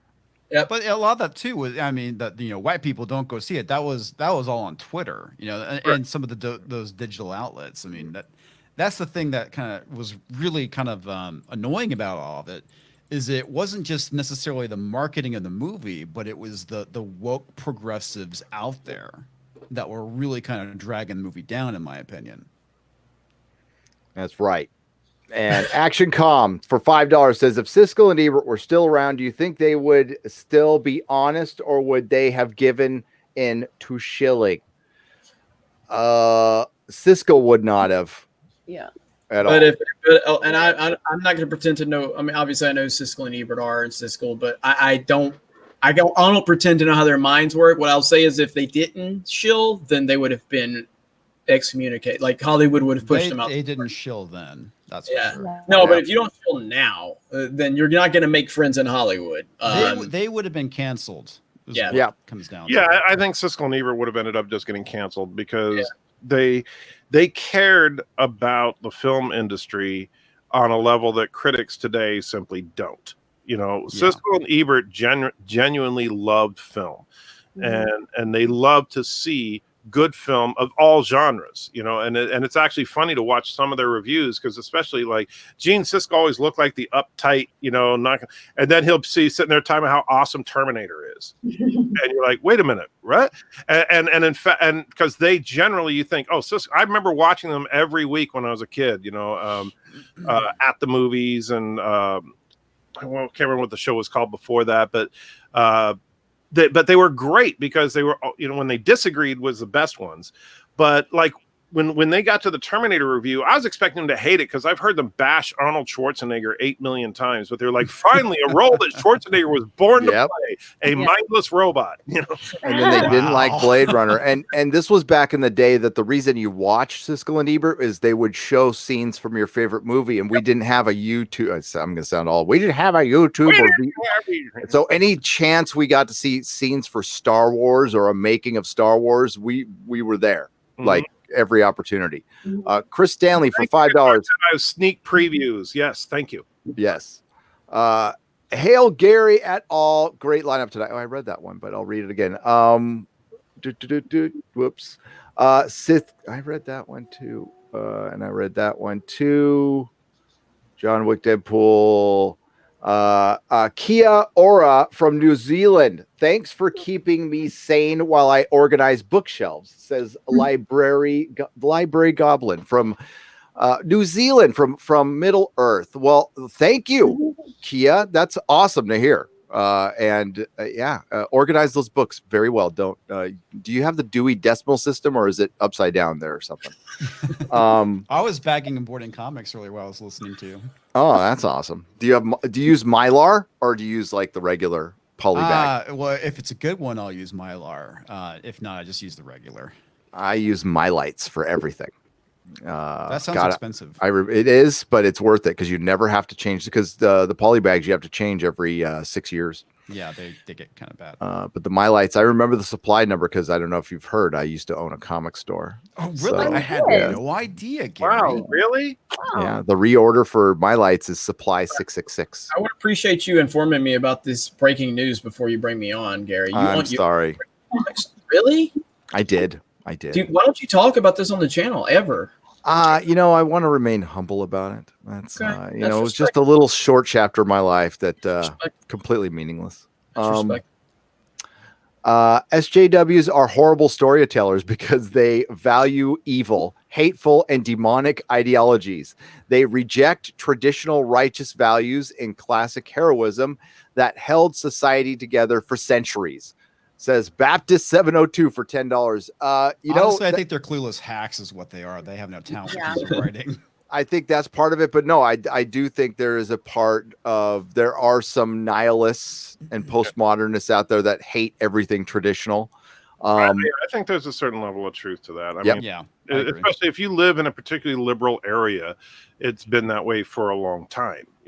My wife was shamed really hard. This was back in the mid 90s when we were pregnant with our first child, and she was absolutely shamed by all the women in her pregnancy group because she was going to be a stay-at-home mom. And all the others, like, what are you talking about? Why are you yielding to, being oppressed and saying, go get your career? You would need to get back to work 6 weeks after you. And it's like, really? You're going to take the hardest job on the planet and probably the most important job on the planet and belittle it because it doesn't fit in your little political box. I admire her because I went through the same struggle, and that's no fun. And I was in Dallas, Texas, and that happened. So it can happen there, it can happen anywhere. Yeah, that's crazy. I mean, I kind of think Dave Cullen's on to something a little bit with the whole thing with the idea that shaming women that just want to be stay-at-home moms. It's like they're all about the choices of women, but when it comes to being a stay-at-home mom, that's a problem apparently. Yeah, I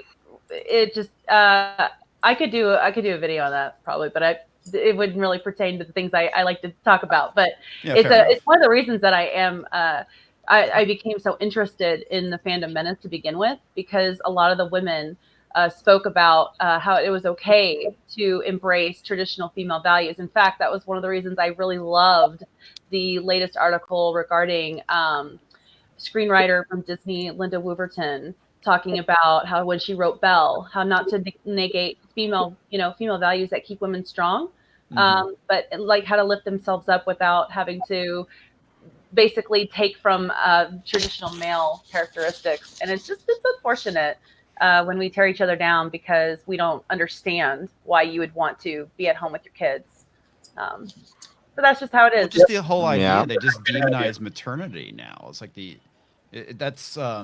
seems to be kind of apparent in the latest Terminator film. It's you know, the demonization of femininity and turning women into men and men into women. It's just it's have you freaking seen it? clown world, man. No, I haven't. I saw Dave Cullen's review. I watched the first 5 minutes of it because it kept buffering. But I saw the deed. If you know what I mean. It's I don't know if I'm terrible. gonna make it beyond that. I just don't know. It's a lot of it is like so with the death of John Connor, it's like you just negated everything. You know, it's like this movie doesn't make any sense to me because it's like, seriously, they should have just ended it with 2. I'm fine with that. You know, it's like if you want to go forward with the franchise, they were headed in the right direction with Salvation. It was a flawed movie. I wanted to see more man machine killing each other, but it was a step in the right direction. If they were going to stop everything, they should have kept in the scene where Sarah Connor's in the future and she's with her grandchild, and everything is fine. They could have stopped it. They should have. The rest of it has just been a complete freaking mess. Yeah.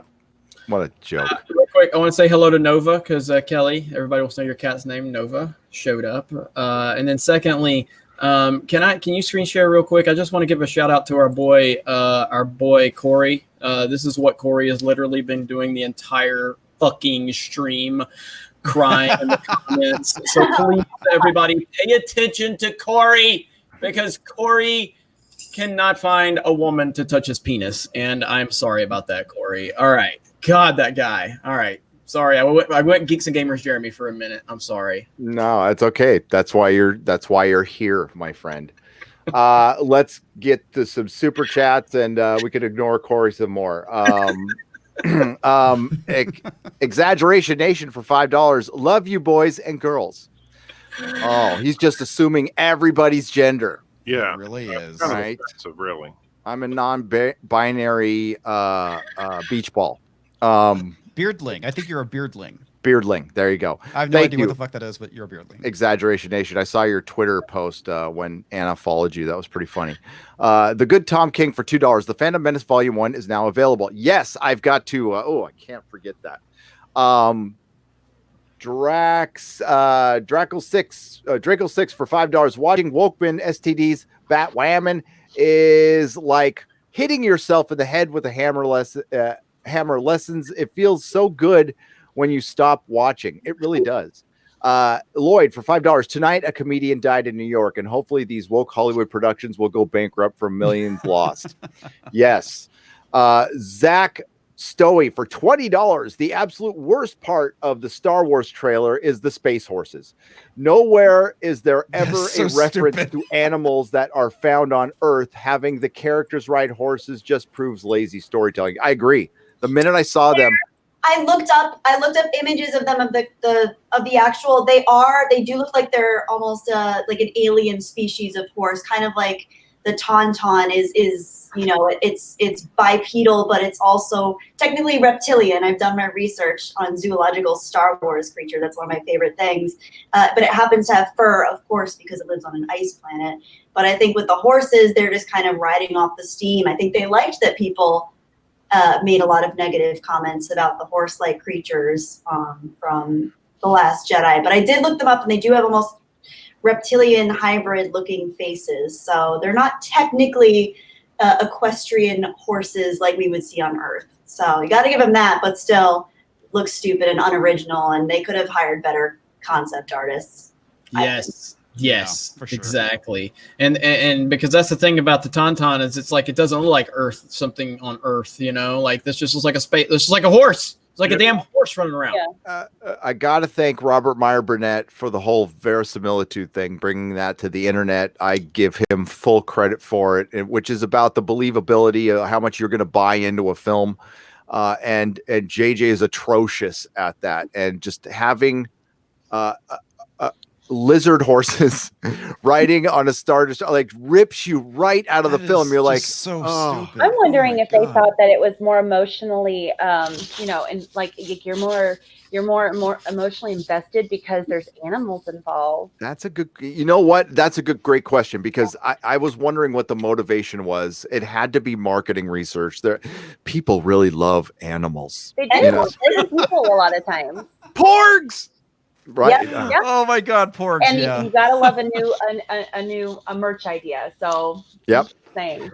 Okay, one of the greatest Christmas movies ever made, Scrooged, Yes. was supposed to be over the Great. top show business, and we are living in that now, where the cats are going to be, pets are going to start watching television. We got to start marketing to them. Hey, love her. they She already is have like hilarious. TV channels dedicated for pets when you leave your house. They do. No, Scrooge, I watch it every Christmas. Yep, Mrs. we do. Nerdrotic can Such a attest. great movie. Yes. Yep. Uh, Rest in peace. She passed like a few years back, and that was all. I loved her. She's a great comedian. Back off, big man. Maybe work with the ladies, but not with me. Or maybe he said chicks. I don't remember. Mellow E for $5. So what you're saying is Access Media are big fat doo-doo heads? Yes, Mellow E. That's what I'm Yes. saying. Hey. Oh no! Wait a minute. But not like. Not like Andy Trekker. He's our big fat doo-doo head. He's not fat. He's big. Well, How tall are you? I'm about 6'1", and I will say this: since the surgery that I had 3 weeks ago, the surgery had nothing to do with my weight. By the way, I had knee replacement surgery, but since the surgery and all the wonderful working out you get to do in rehab and learning how to walk again, I have lost 35 pounds. Wow, that's awesome. Congrats. Well Good. done. That's awesome. You're Well catching. done. You're catching up to Cecil on the weight loss. Cecil's lost like 30 pounds. Cool. Good for Cecil. If you're out there, man, good luck to you in your job. Yep. I hope you do very well. I like Cecil. J Pat for Canadian $5. Access Media. These people are trolls. Fandom. You keep using that word. I don't think you know what it means. Yes. No, they don't. The Access Media is it's almost, I don't know. They're easy to pick on. They just get dumber. Every art I like my is the latest is this kid telling me I don't understand what I watch because he thinks that I have. Oh God, you should have seen. He thinks I like the character of Rorschach. There's a difference in. It's a compelling character that I'm into that keeps me involved into the original Watchmen story. And yeah, there's a little bit of an Archie Bunker effect he is the Archie Bunker of comics, but it's not liking. He's not a hero.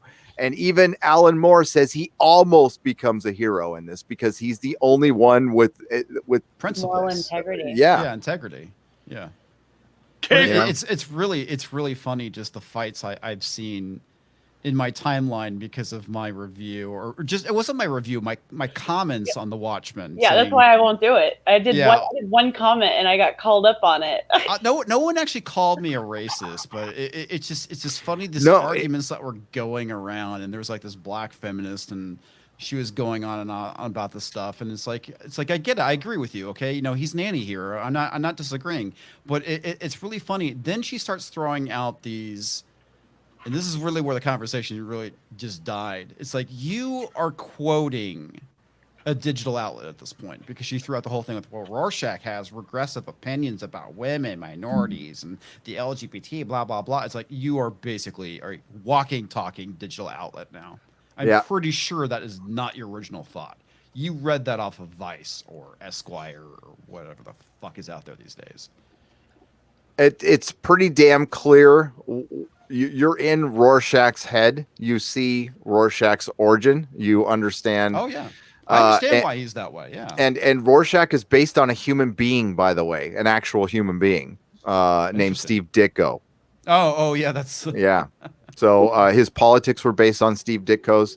But Steve Ditko, he was a lot of things. I don't know. I didn't know the man. He could have been a racist, but Rorschach was damaged beyond belief and true and had principles. And at the end, when it all counted, which is really how you judge somebody, is at the end when it all counted, he's the only one who had principle, even more than Dr. Manhattan, who had supposedly refound humanity, but then went along with the plan when he could have changed that goddamn plan anytime he wanted to. Yeah. The tachyons, but you can respect Rorschach, even if you disagree with him politically, even if you know, or on whatever, you can respect that he held his convictions to the bitter end. The other thing, too, I found really interesting is that everybody keeps associating far right with white supremacy. And that's not always the case. Just because you're far right doesn't automatically make you a racist, much like in the same way that just because you're far left doesn't automatically make you Antifa or a communist. But it does now, not on the other side, but the far right, it means racist to pretty much a lot of the NPCs and SJWs. Yeah. That there's no difference.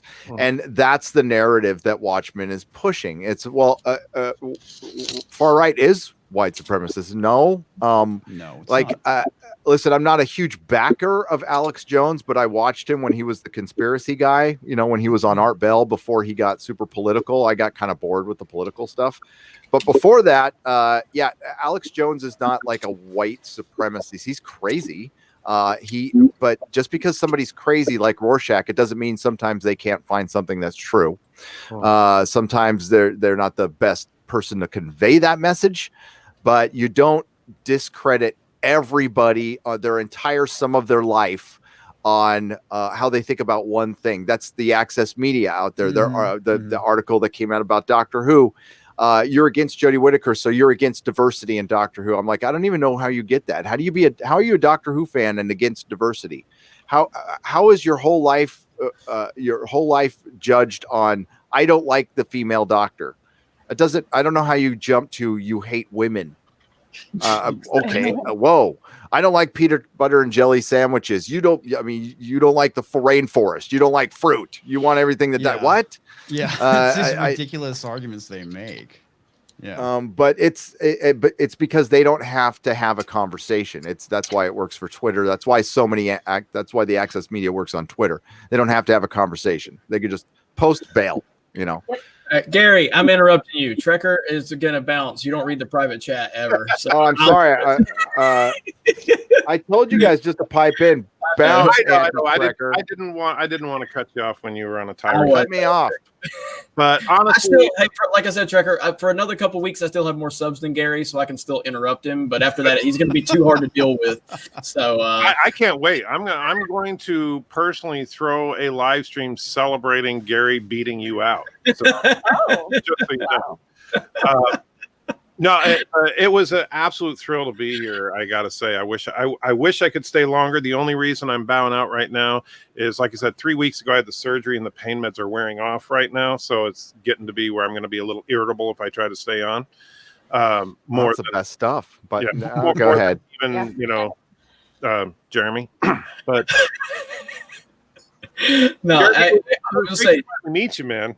No, actually, Anti-Tracker, it was a pleasure meeting you, man. I really, I haven't watched much of your content since we had our little poof, but I gotta say, I think you're great. I really do. I think you've got a lot you've got a really good screen presence, and you're really obviously versed in everything. I think you're great, dude. So I'd love to do something else with you down the road. So hey, if you need an old school Trekkie, you can give me a call. Right on, man. But Gary, thank you. It was also great to meet you, Candy, and Kelly. Comics didn't really get to meet you much, but nice to meet you. It was a pleasure, and I enjoyed watching you on the stream today. It was awesome. You. And to everybody in the chat, thanks for putting up with me on Gary's channel and bringing down the average a little bit. Oh, shut up. Subscribe to Anti-Trekker. Sure it went down when I showed up, so you're good, man. You're good. Well, we just drug it into the toilet. Well, of course, Jeremy was already on the show, so the IQ level already dropped. I love it. Drops. Hey, we've had this is the biggest crowd we've had in a while here on this show. So thank you so much, Anti-Trekker.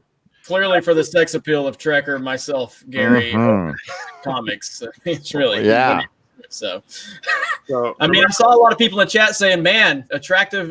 They're saying, "Look at the cuties," and I was like, "Thanks, guys." About time they recognize. It's embarrassing, really. The amount beard doesn't groom itself. Yeah, I tell you, it's difficult, really, just being this kind of sexy. Is just so. Dude, green shirt, green background. I mean, it just screams sexy, buddy. Yeah, I know. I love it. Yeah, sorry about this. This actually is funny because I have a 50-gallon fish tank that's just off to the side here, and I usually have a camera in the fish tank, and then where you see the green screen now is my fish swimming around behind me. But the light in my fish tank broke right after I had my surgery. And since I had I can't get in there and mess around because I can barely stand up. So once I feel cheated. Once you could stand up, you come That's back. a great idea. Saltwater or freshwater fish? Salt or freshwater? They're freshwater because I'm a cheap bastard. No, freshwater fish are awesome. You can have an whole ecosystem there. That's great. And they're easier to take care of. They are easier to take care of. But that's usually my it started out because for a long time on my live streams we were trying to think of what's a name for the stream, and someone said let's call it the fish stream, and so then I put a camera in my fish tank and then it just kind of stuck. I love it. So why I don't know, but I also unfortunately I usually have on my screen you see the little tip jar on one side. On the other side there's usually a camera pointing at Auntie. Auntie is my beagle. And she sits with me during all my live streams and stuff, but I can't let her near me because her favorite thing to do is to put her little hands up on my leg and look at me like that. And of course, there's that's where they operated on me, and that would be very bad. I heard that. No. So Auntie is banished until a little bit. Anyway, guys, thanks again. I don't want to drag this out. Have a good one, and hopefully I'll get to meet all of you guys again in the future. Peace out. Thanks for coming on, brother. Take care, better, man. Bye. Bye. All right, let's get through. We're almost done with the super chats here. Even Herminator Plus movie gets no Google results, says some nobody for $2. Oh, I'm wondering. Gary, you got one of the nicest people with you tonight. Candace is great. Jeremy ... That's Sporking News Podcast for $5. Okay, hang on, hold on. Can you please give me just a second? Can you please give me a screen share here in just a minute, because I do need to do this because and chat, if you could please help me out with the mods, because I was supposed to give Sporking News Podcast a shout out during one of my videos the other day, and I failed to do that. So please go subscribe. I've got it done, Gary. So please go to Sporking News Podcast. I did a live stream with Sporking News Podcast the other day, and really great guy. And I would definitely want to get some attention on this channel. I apologize for not giving him a shout out. I'm going to give him a future shout out in one of my videos, but he had a really good topic idea that he gave me. The video did really well for Geeks and Gamers. So I definitely wanted to pay that back. So I didn't forget. So I just wanted to make sure that we did that really quick. So my apologies to Sporking News. And that's my recovery brother out there. Thank you. He's a grateful recovering addict. He's open about it. So am I. So he's a huge supporter of like everybody. Yes. He's awesome. He is great guy. Fabulous. So he has definitely we're a group of individuals. We're a group of individuals, but I give him a stamp of approval. Now we have another shout out while we're here. I cannot forget this because Stephen, the author Stephen Walton, is a good friend, good Phantom Menace member. This is inspired. Jeremy, you were instrumental in the beginning of this, correct? About writing about the Phantom Menace. Mm-hmm. And this is the Phantom Menace Volume 1, A Fandom Betrayed, the first in a series of 5 volumes about a fan collective called the Phantom Menace by Stephen Walton. He needs $6,250. It's a flexible goal. I don't think that's a lot. I think, and by the way, I have to acknowledge Anas Abdeen's hit his $20,000 goal. You guys are awesome. I am working on getting a hold of his attorneys. Again, I am not getting a cent of that money, but I will follow through on my promise. I will be doing my AA story next Saturday, a week from tomorrow. It's not going to stay on YouTube. It'll be an hour and a half, 2 hours, one and done. It'll never be done again, but I will keep my promise. So if you want to tune in and hear a shitty story, come on over. But I'll be basically doxing myself. So if anybody wants to bring up any dirt, I'll just bring it up on myself first, and then it'll be done with. But back to Steven. The Phantom Menace Volume 1. Okay, I got to blow this up because I'm blind. And by the way, I should say I've spoken with Steven in detail. Steven's a great guy. Steven does a lot of work, a lot of research, is very passionate about the Phantom Menace, refers himself as a Phantom Menace historian, which I greatly appreciate. Awesome. And so I definitely want to make sure that everybody knows that he has my stamp of approval on this. I spoke with him in the early stages of the creation of this. He's offered to do a novel on me specifically, which we're still, I'm still considering that. But I definitely want to see him get the support that he deserves and needs, because he's put a lot of passion, a lot of time, a lot of energy into this. And this is going to do a lot moving forward for what Disney has done to Star Wars, and exposing that and documenting that and being there long, after, a lot of this stuff passes over, it's going to be documented. So all of your support, $1 here, $5 there, is going to be greatly appreciated. So yes. And And said too that 10% goes to the Peter Mayhew Foundation. Oh. That's all. I wanted to make sure that was mentioned. Nice. And I Steven, you could come on. I'll try to work something out. If we can work something out in the next few days, if you want to come on, we'll do a drive. We'll just dedicate an entire live stream to this on the channel. You come I'll on. come on too if you want. Yeah, right on. So. Anybody's welcome, and we can try to hit that goal in a couple days. I love this whole bringing everybody else up. I just don't understand how people don't understand this is what we do. This is what this group is. It's so great to see all the time, and for all these wonderful causes. I don't understand the hate, but it's nice to know that it's here. Well, I think the hate comes from a place of insecurity. We are exactly what they wish they could be and what they pretend to be, but that's all they do is pretend to be it. We just do it. I mean, we're not trying to get credit for it.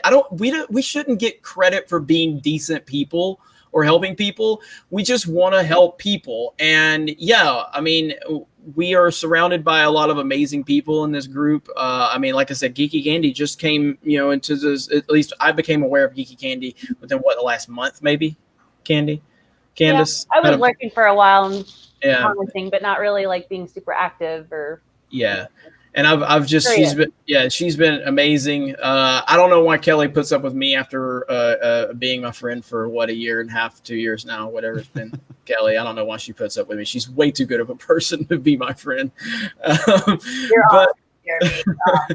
And it is though. We just have a great group of people. I don't look at the Phantom Menace and go, okay, what is the breakdown of the gender? Do we have enough women? Do we have no? We just people.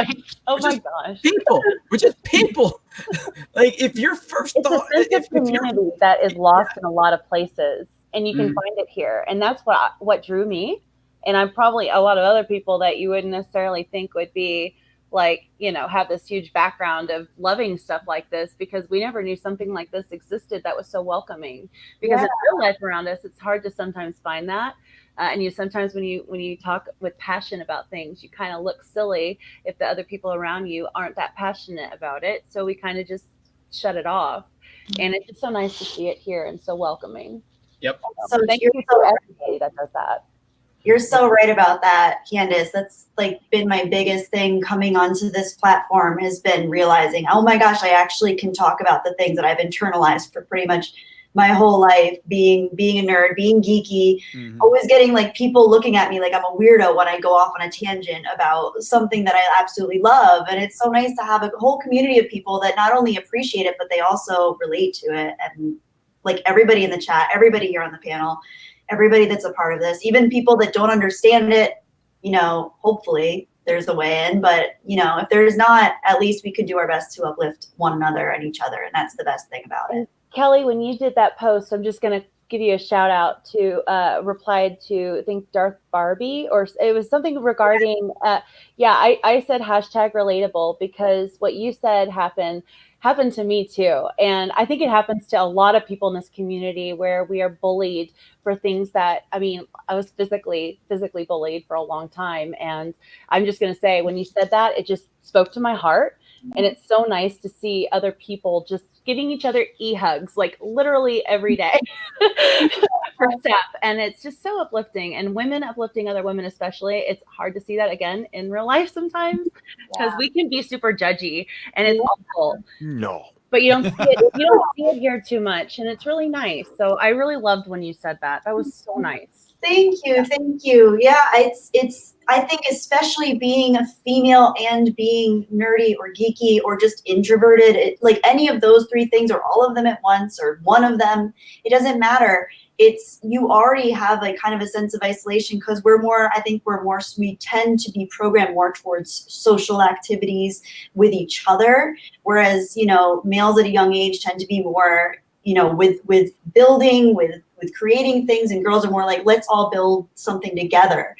And I think just psychologically speaking, it can be really hard as a female, especially because I was bullied.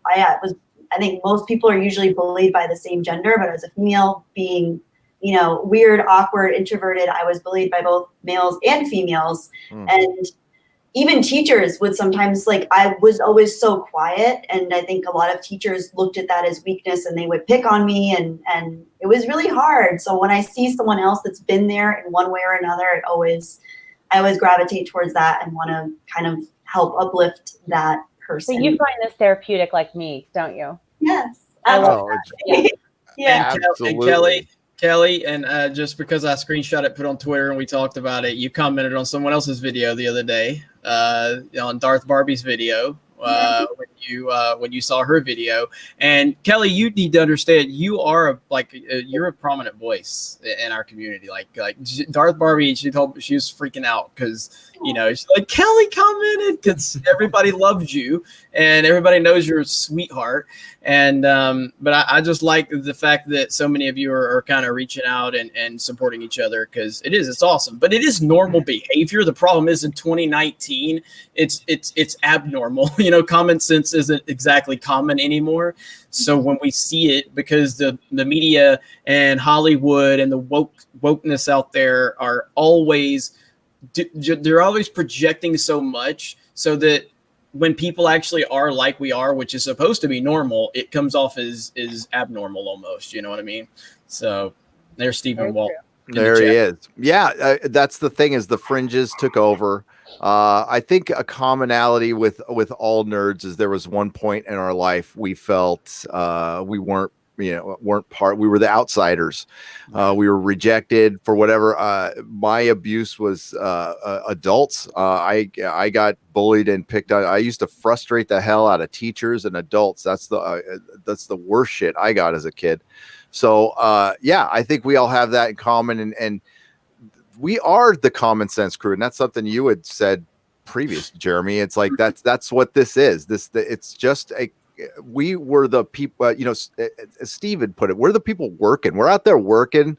A lot of blue collar jobs, a lot of blue collar people listening to us, and we're way too busy working, you know, going through our lives and paying our bills. And when we don't pay attention, sometimes the fringes take over and things, and that's when we have to poke our head up and go, whoa, wait a minute, what's going on here? It's getting a little too crazy. And we're trying just to pull this back in the middle. It's not an alt-right movement. It's not a right movement. It's not a left movement. It is, I think everybody likes entertainment and wants it to be fun. And it stopped being fun. And, you know, again, I've said this before, but it begs repeating. We want to continue giving you money, Hollywood. We'd love to keep giving you money, but you're making it very hard. Absolutely. That's the thing that's so funny about it. Brass tacks the shit out of this. But let me get back to plugging Stephen's wonderful book here. At 5 volumes. That's brilliant. I can't wait to read about this. I said books were going to be written about Disney's blunder. And I'm glad I'm seeing it happen, and I'm glad it's somebody from the Fandom Menace. In what could be considered a consumer backlash of truly epic proportions, the Fandom Menace has become a beacon of those who want to pursue escapist entertainments without harassment, assault, coercion, or shame. The rise of the truly toxic fan in community circles has come. The Fandom Menace is the pushback to that toxicity. The selfish, self-serving, antisocial authoritarians want to control what we see, how we see it, how we feel about it, that's important to point out, and what we are allowed to say about it. The Fandom Menace has come. They are consumers. They are global. They are Muslim. They are Christian. They are pagan. They are, in some cases, militant anti-theists. They reflect the reality of our world and our times in a reaction to cancel culture, outrage culture, and social justice mobs roaming unchecked through our culture landscapes. This is the after effect of the 20-year program of forced political correctness. This community is not political. They want politics out of their entertainment, and they want the ideologies who have been given the keys to these vast kingdoms turned out into the wilderness where such socially destructive aberrations belong, to the dustbin of history with these fanatics and masked bigots of virtue. I like that. Bigots of virtue. We have entered the age of establishment terrorism. Ooh. That's an awesome line, because that is so accurate. It is. They the Access media still sees themselves as anti-establishment, which is hilarious when they work for Disney. That's so not true. Establishment terrorism occurs where those in control use the mechanisms of the system itself against its own citizens. Stalinist Russia and Romania during the Cold War are the perfect examples of the ruthless use of power. Veiled and perpetuated, these are big words, Stephen. Veiled and perpetuated under a cloak of legitimacy. These parasites infect and subvert for the express purpose of destruction. This is the fifth column, entrenched within the structures that are supposed to protect and serve us all.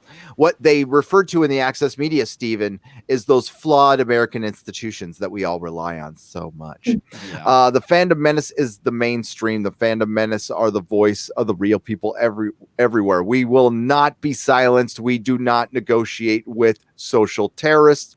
Hail the Fandom Menace. And what you have Without here. respect, we reject. Without respect, we Well reject. said. Woo! Absolutely. The Fandom Menace Volume 1, $25, estimated shipping December 2009. Damn, that's a quick turnaround. One claimed. You get a signed with a 30. So there's two tiers here. You get a signed copy with it's extra $5. It's totally worth it. A signed copy of the Fandom Menace Volume 1, estimated shipping December 2019, 4 claimed. I'm going to claim one right now. Do I want to do this? No, while I'm sharing not. the screen. You're probably but better I'm off gonna just here. doing it forever. I'm gonna claim it right now, and then we'll get back to the super chats. Get this perk. Boop a doop a doo. Oh, it takes the. Trust me. I'm gonna claim it, Stephen. So, Stephen, I'm gonna get you on, and we will talk about this further. And I will shout you out more. And thank you for doing this, my friend. I'm sure it's a lot of fun. And I know you're working your ass off on this, and thanks for reaching out and definitely pester me, please. I know I'm a pain in the ass to get a hold of. So I appreciate your patience with me. All right. Fred Richards, taxation is theft for $2. I agree with that. Dragon Volder X, $2. I think Jeremy still is a jerk as he requested. Thank you. But you spelled jerk with CK. He's a jerk for sure. But no. The more insults, the better. Again, cancel Jeremy. The whole point of cancel Jeremy, right? You're right, little man. Double Dash is amazing, but the whole cancel Jeremy thing, just insult me, because at this point, the people that hate me, the point is to take away their voice, because now they have to actually go overboard to prove that they hate me, because so many of my fans are criticizing me. So now they're like, no. I actually do hate Jeremy. I'm not a part of the Jer Army. So the point is to make their life miserable and make them try to scream about me even louder, because now it's got to the point I can't tell. I'm like, does that person like me? Because they're shitting all over me, but I think they like me. It's so good. I love it. Good nature ribbing, man. It is so good. I think so that's good. what most of it is. Yeah. Now, some of them is true. Some of them do hate me, but I love seeing them prove that they hate me now, because they're really angry because their criticism has kind of been we've kind of drowned it out. It's so funny. The chat's asking for the link, by the way. Oh God, I'm sorry. Yeah, please Yeah. do. Because Here we go. I'm on it. Snag a copy I'm myself. on it. I'm all over it. Here we go. And I got to put that in the regular chat. Here we go, ladies and gentlemen, and all of the things. Yes, everybody. I did upload my video just now. Everybody's like, "Wait, you uploaded a video?" Vicious Shear says, no one likes you, Jeremy. This is what I've been trying to explain. I love Jeremy. Jeremy's. We even had a precious little trolley ride through New York that I'll never forget. I've got more video of that, by the way. I got to do the extended cut. That was hilarious. That was the best. New York was great. It really was. So it was. We have to Google the Herminator, and then movie, and then 2019. The Herminator movie. God, I'm boomer in the keyboard, right? Like best, and then Terminator comes up. That's pretty funny. Oh, wait, then Herman Mailer. I don't know. I don't know. Okay. Thank you though. For some nobody for $2. Gene the Machine for $5. Joker trailer has more views than any Disney Star Wars movie trailers aside from The Force Awakens. Is that true? Wow. Say that again. The Joker trailer has more views than any Disney Star Wars movie trailers aside from The Force Awakens. I haven't even looked at that trailer. I would highly. I don't know. I mean, I'd have to look at that. Depends on which ones you're looking at, because you got Star Wars, the main channel. You got Star Wars UK. There's a lot. So. Some nobody for $2 says even Herminator plus movie gets no Google results. It doesn't, but it will in the next couple days. Trust me. Mellow Yosh for $5. On a side note, Tribbles are pregnant with flavor. Empty mystery boxes galore for Star Wars. Star Trek and Star Wars are creatively bankrupt. They are, and it's one person's behind that. J.J. Abrams. Deadeye 313 for $5. Can we at least say John Williams has still got it? That trailer music was epic. Yeah. Oh no, I'll never disrespect that man. Never. Nope. Never. The music for The Last Jedi was great. It was. It just it reminds me of the movie, unfortunately. But just cast Cecil to play everyone in Iron Caster for $2. For the Nina, I'm going to get back to you on that because I would love to cast everybody in the Phantom Menace, and so I will on my next live stream I'll have a cast list for you. Because we used to do me and my dorky friends. This is part of what nerds do. We used to cast shit before we watched movies. Me and my friend Doug and Jay, we'd sit there and cast superhero movies because back then they were just a thought and a prayer that we didn't think we'd ever see an X-Men movie or a Spider-Man movie. Life with Matthew for $5. How about the push to cancel the Hawkeye actor? Also, hail anti-trekker, but Karoga forever, which is the game he's playing. They want to cancel Jeremy Renner because of what his ex-girlfriend said, and probably because of his haircut. It's considered racist now. I know. Jeez, that's right. I forgot about that. Will Gentry for £5. Danny DeVito as Jeremy, Chris Hemsworth as Odin, Penn Jillette as Anti-Trekker, Tessa Thompson as Gary, Scarjo as Kelly, and Margot Robbie as Candy. There you go. That's some pretty decent casting. And I think Tessa Thompson's spot on for me, to be honest with you. Yeah.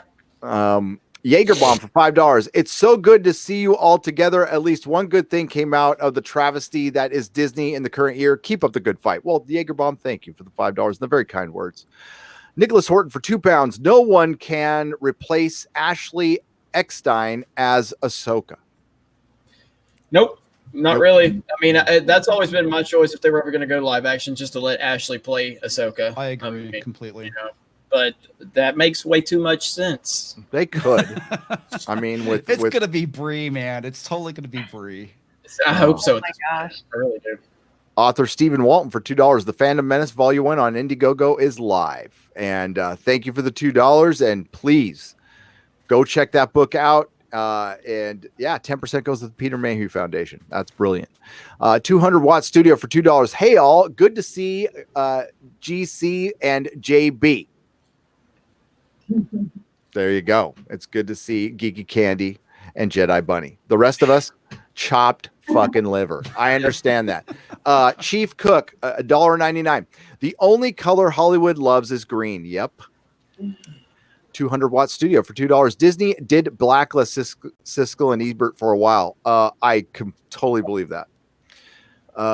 Thank you for the $2. Troy Tempest for an Australian $10. He says, "Hail Gary," and that's it. Well, hail to you, Troy. Thank you, Troy Tempest. Good day down there in Australia. I want to go to your wonderful country, but those are very big spiders, and that's a long plane ride. Dwayne Morris for $2. It's a horsey wearing a Halloween mask. It really is if you look at it. Yeah. It's ridiculous. Orville Nation for $5. Great panel, Gary. Then he applauds a shout out to Seth MacFarlane for his birthday tomorrow. Oh, happy birthday, Seth. We love you, Seth.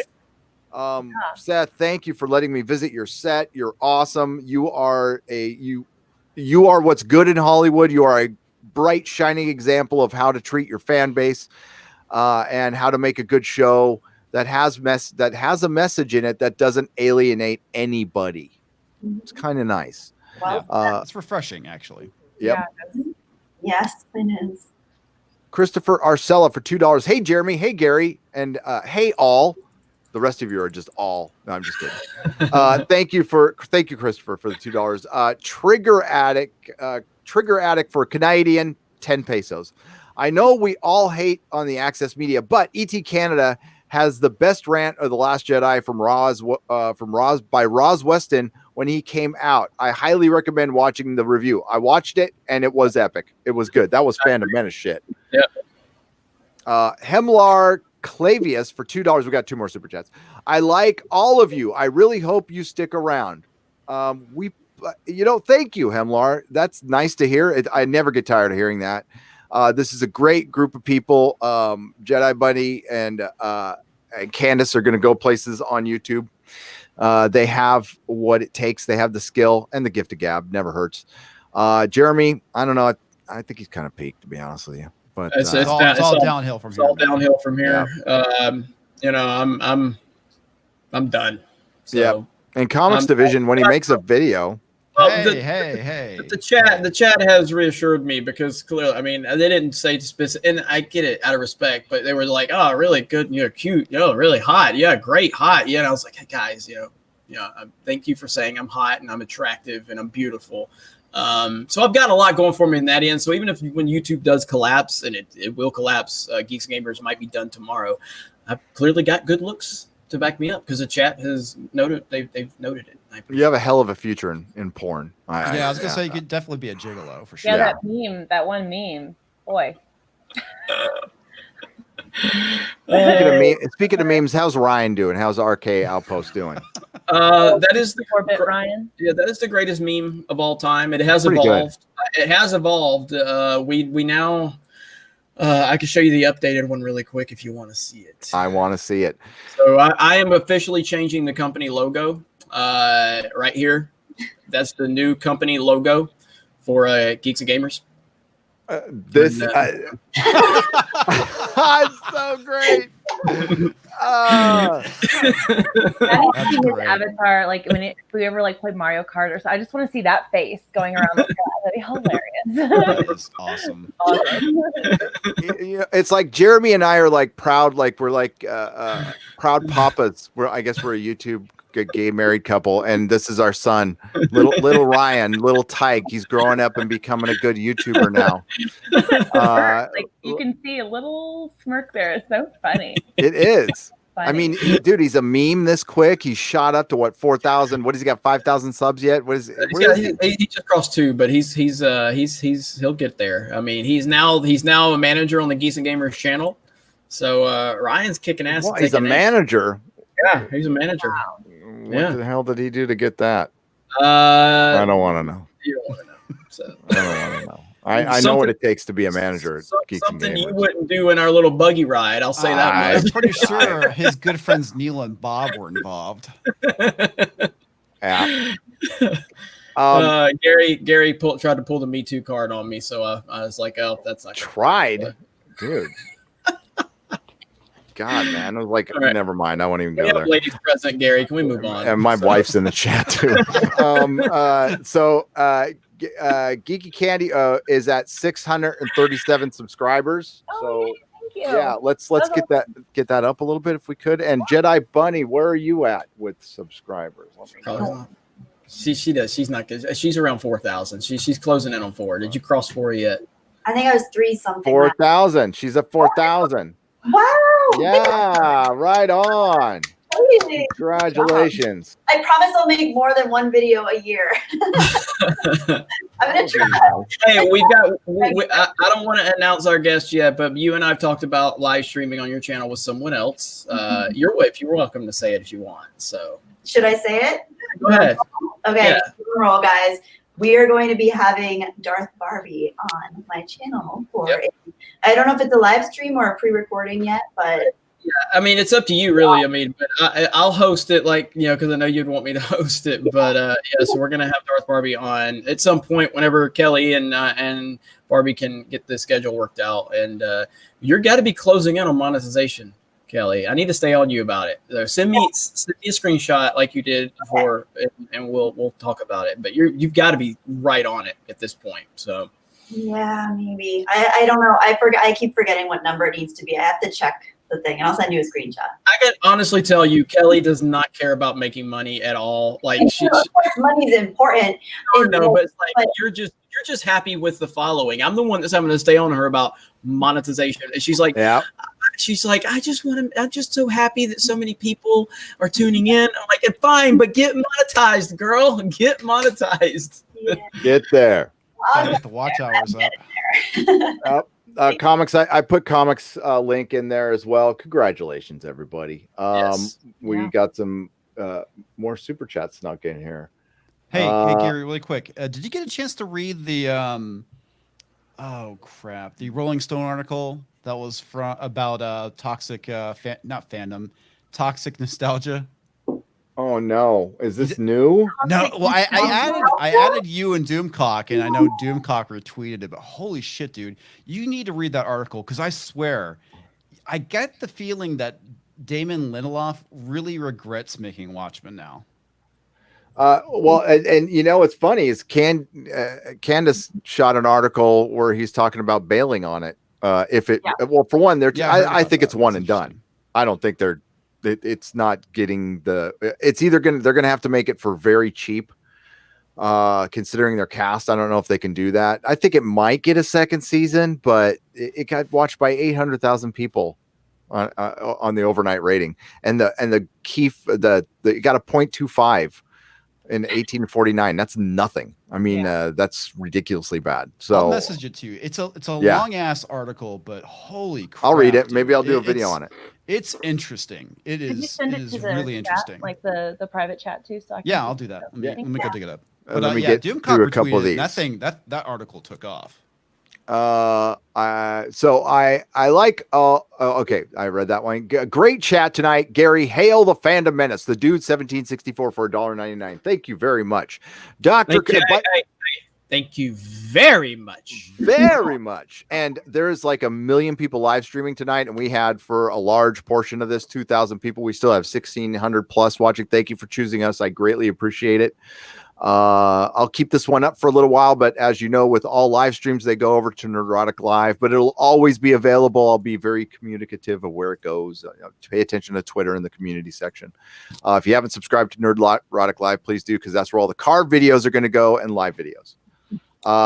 Dr. Coffin, 4x4 videos. I don't own a car. I own a 4x4. Dr. Coffin Nails for $2. Can you tell I really hate you, Jeremy? Kidding.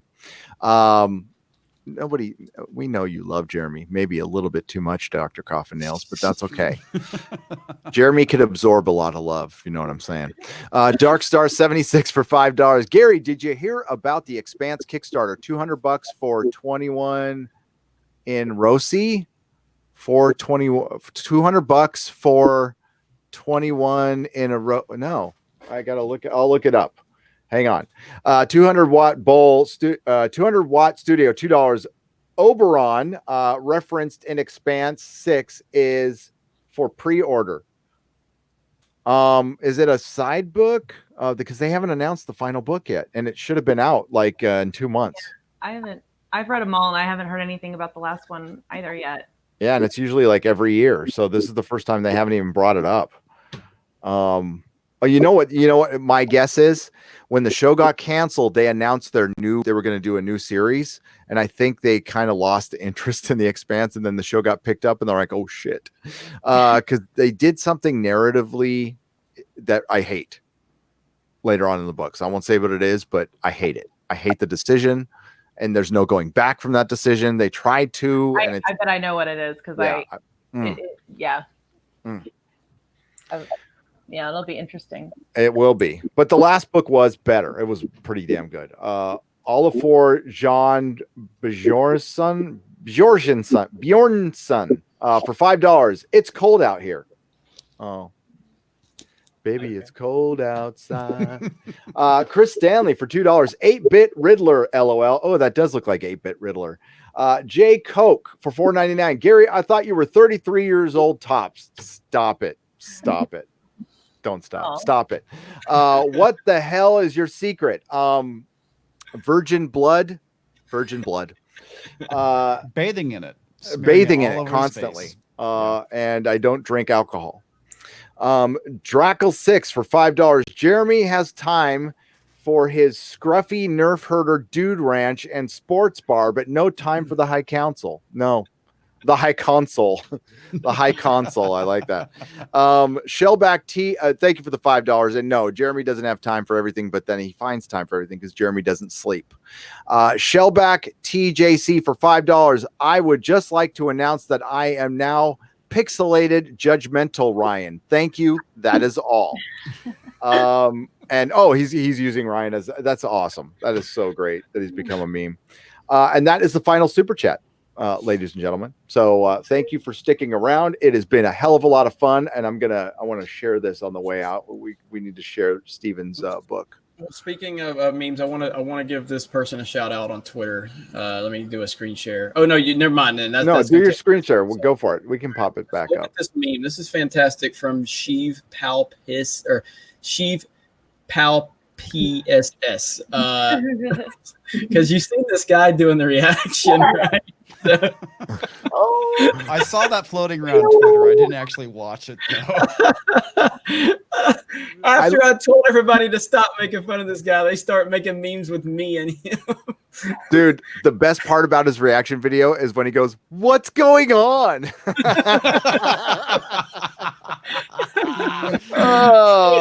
I wanted to. I might save that because I mean, like, listen, the guy's like genuine. Please don't make fun of him. But I want that passion. No. I want that love for that. I want that. Yes. That's the kind of shit we used to get shit for. So big time. Yeah. Now I'm just a cynical asshole. Yeah, I'm jealous of him. No, I honestly, to be that happy about something, there is a beauty to that. There really is. So let me share this real quick on the way out, and let's go down the list here. We'll start with Candace. Please plug your new wonderful channel. Okay, yeah. So I'm Candace, aka Geeky Candy. I have I'm doing a lot of new random geeky kind of content. It's right now I'm focused on Mandalorian, Star Wars, Expanse in a month or so. Going to be doing reviews. I've got spoilers and casting updates for other shows. So, and I'm also going to be incorporating some gameplay live streams, starting with Fallen Order Star Wars November 15th. So come check me out. Thank you, Candace. Thank you for having me. And you guys had so much fun tonight. I loved this. I had a great time. That's great. Awesome. We will have you back for sure. We'll get you in the rotation. Anytime you need me.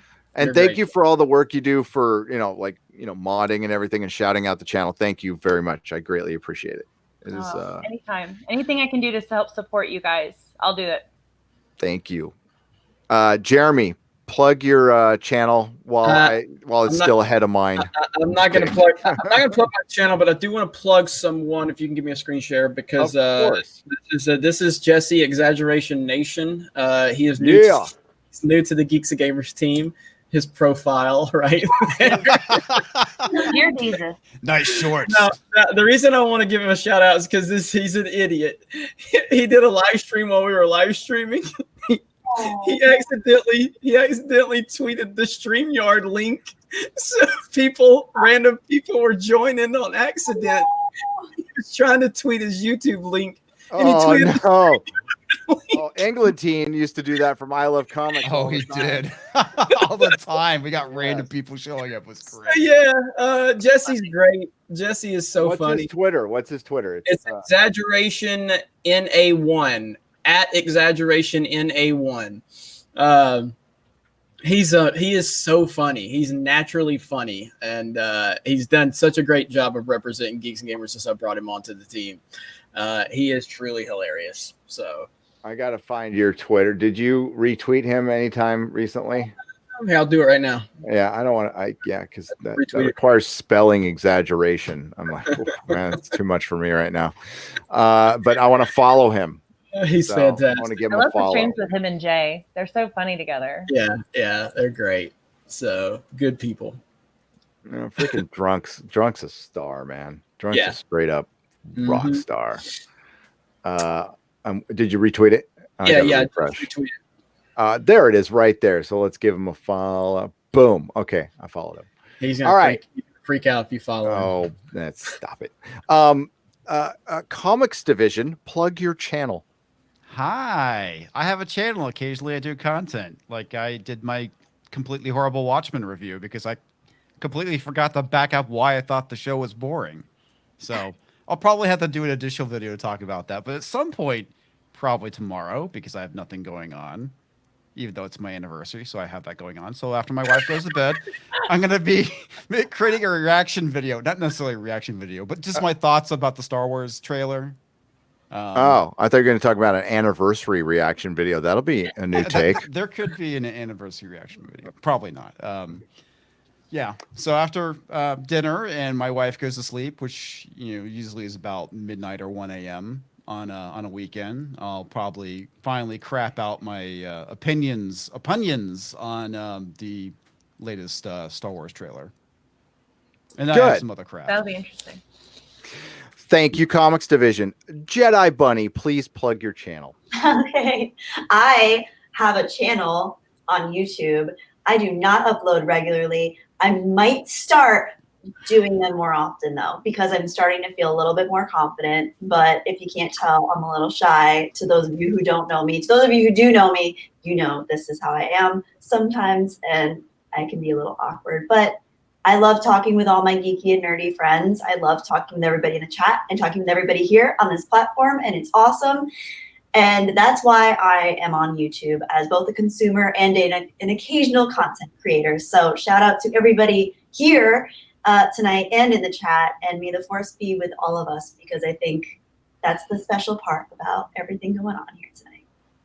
I can confirm she is even sweeter in person. I've hung out with her multiple times. She is so amazing. She's a great person, and what you see is what you get with her. So, yeah. Same with Jeremy, unfortunately. No, I'm just kidding. I'm just kidding. Thank you all for coming. Jedi witnessed me save a dog the day I met her. This is true. Literal hero right here. Just saying. Almost in the road, and Jeremy got him just in time. So it was a truly heroic moment, worthy of DC, Marvel, whatever captures your fancy. Yeah. Even a Watchmen moment. It would have been a better plot point for Watchmen than it was than the. Save it all. That is for sure. Thank you all for coming on. I greatly appreciate it. We got out of here at a decent time so you can go about your lives. I hope to have you all back at some time, except for Comics Division. And fuck that guy. Fuck yeah, that guy's a jerk. Cancel Comics Division. Cancel Comics Division. Thank you to all the wrenches. Thank you for all your hard work. I greatly appreciate it. And we will have a moderator meeting hopefully this weekend. I got to get in touch with you all. Finally, my very first one. Yeah. Because it's only been 2 years. And there'll be more to come. I'll be on Doomcock's channel Sunday night with the Inquisition, where we're going to cover Batwoman and the Watchmen again. That'll be fun. I'm sure I won't be called a racist next Sunday, but at least it won't be on my channel, and it'll be on his. That'll be, and then I'm working on a Doctor Who video. I got my first 4x4 video, because I need to be like Jeremy. I just do. That's right. I clap and everything. So subscribe to all these fine people. Have a great night. And remember, not all who wander are lost. True. Bye.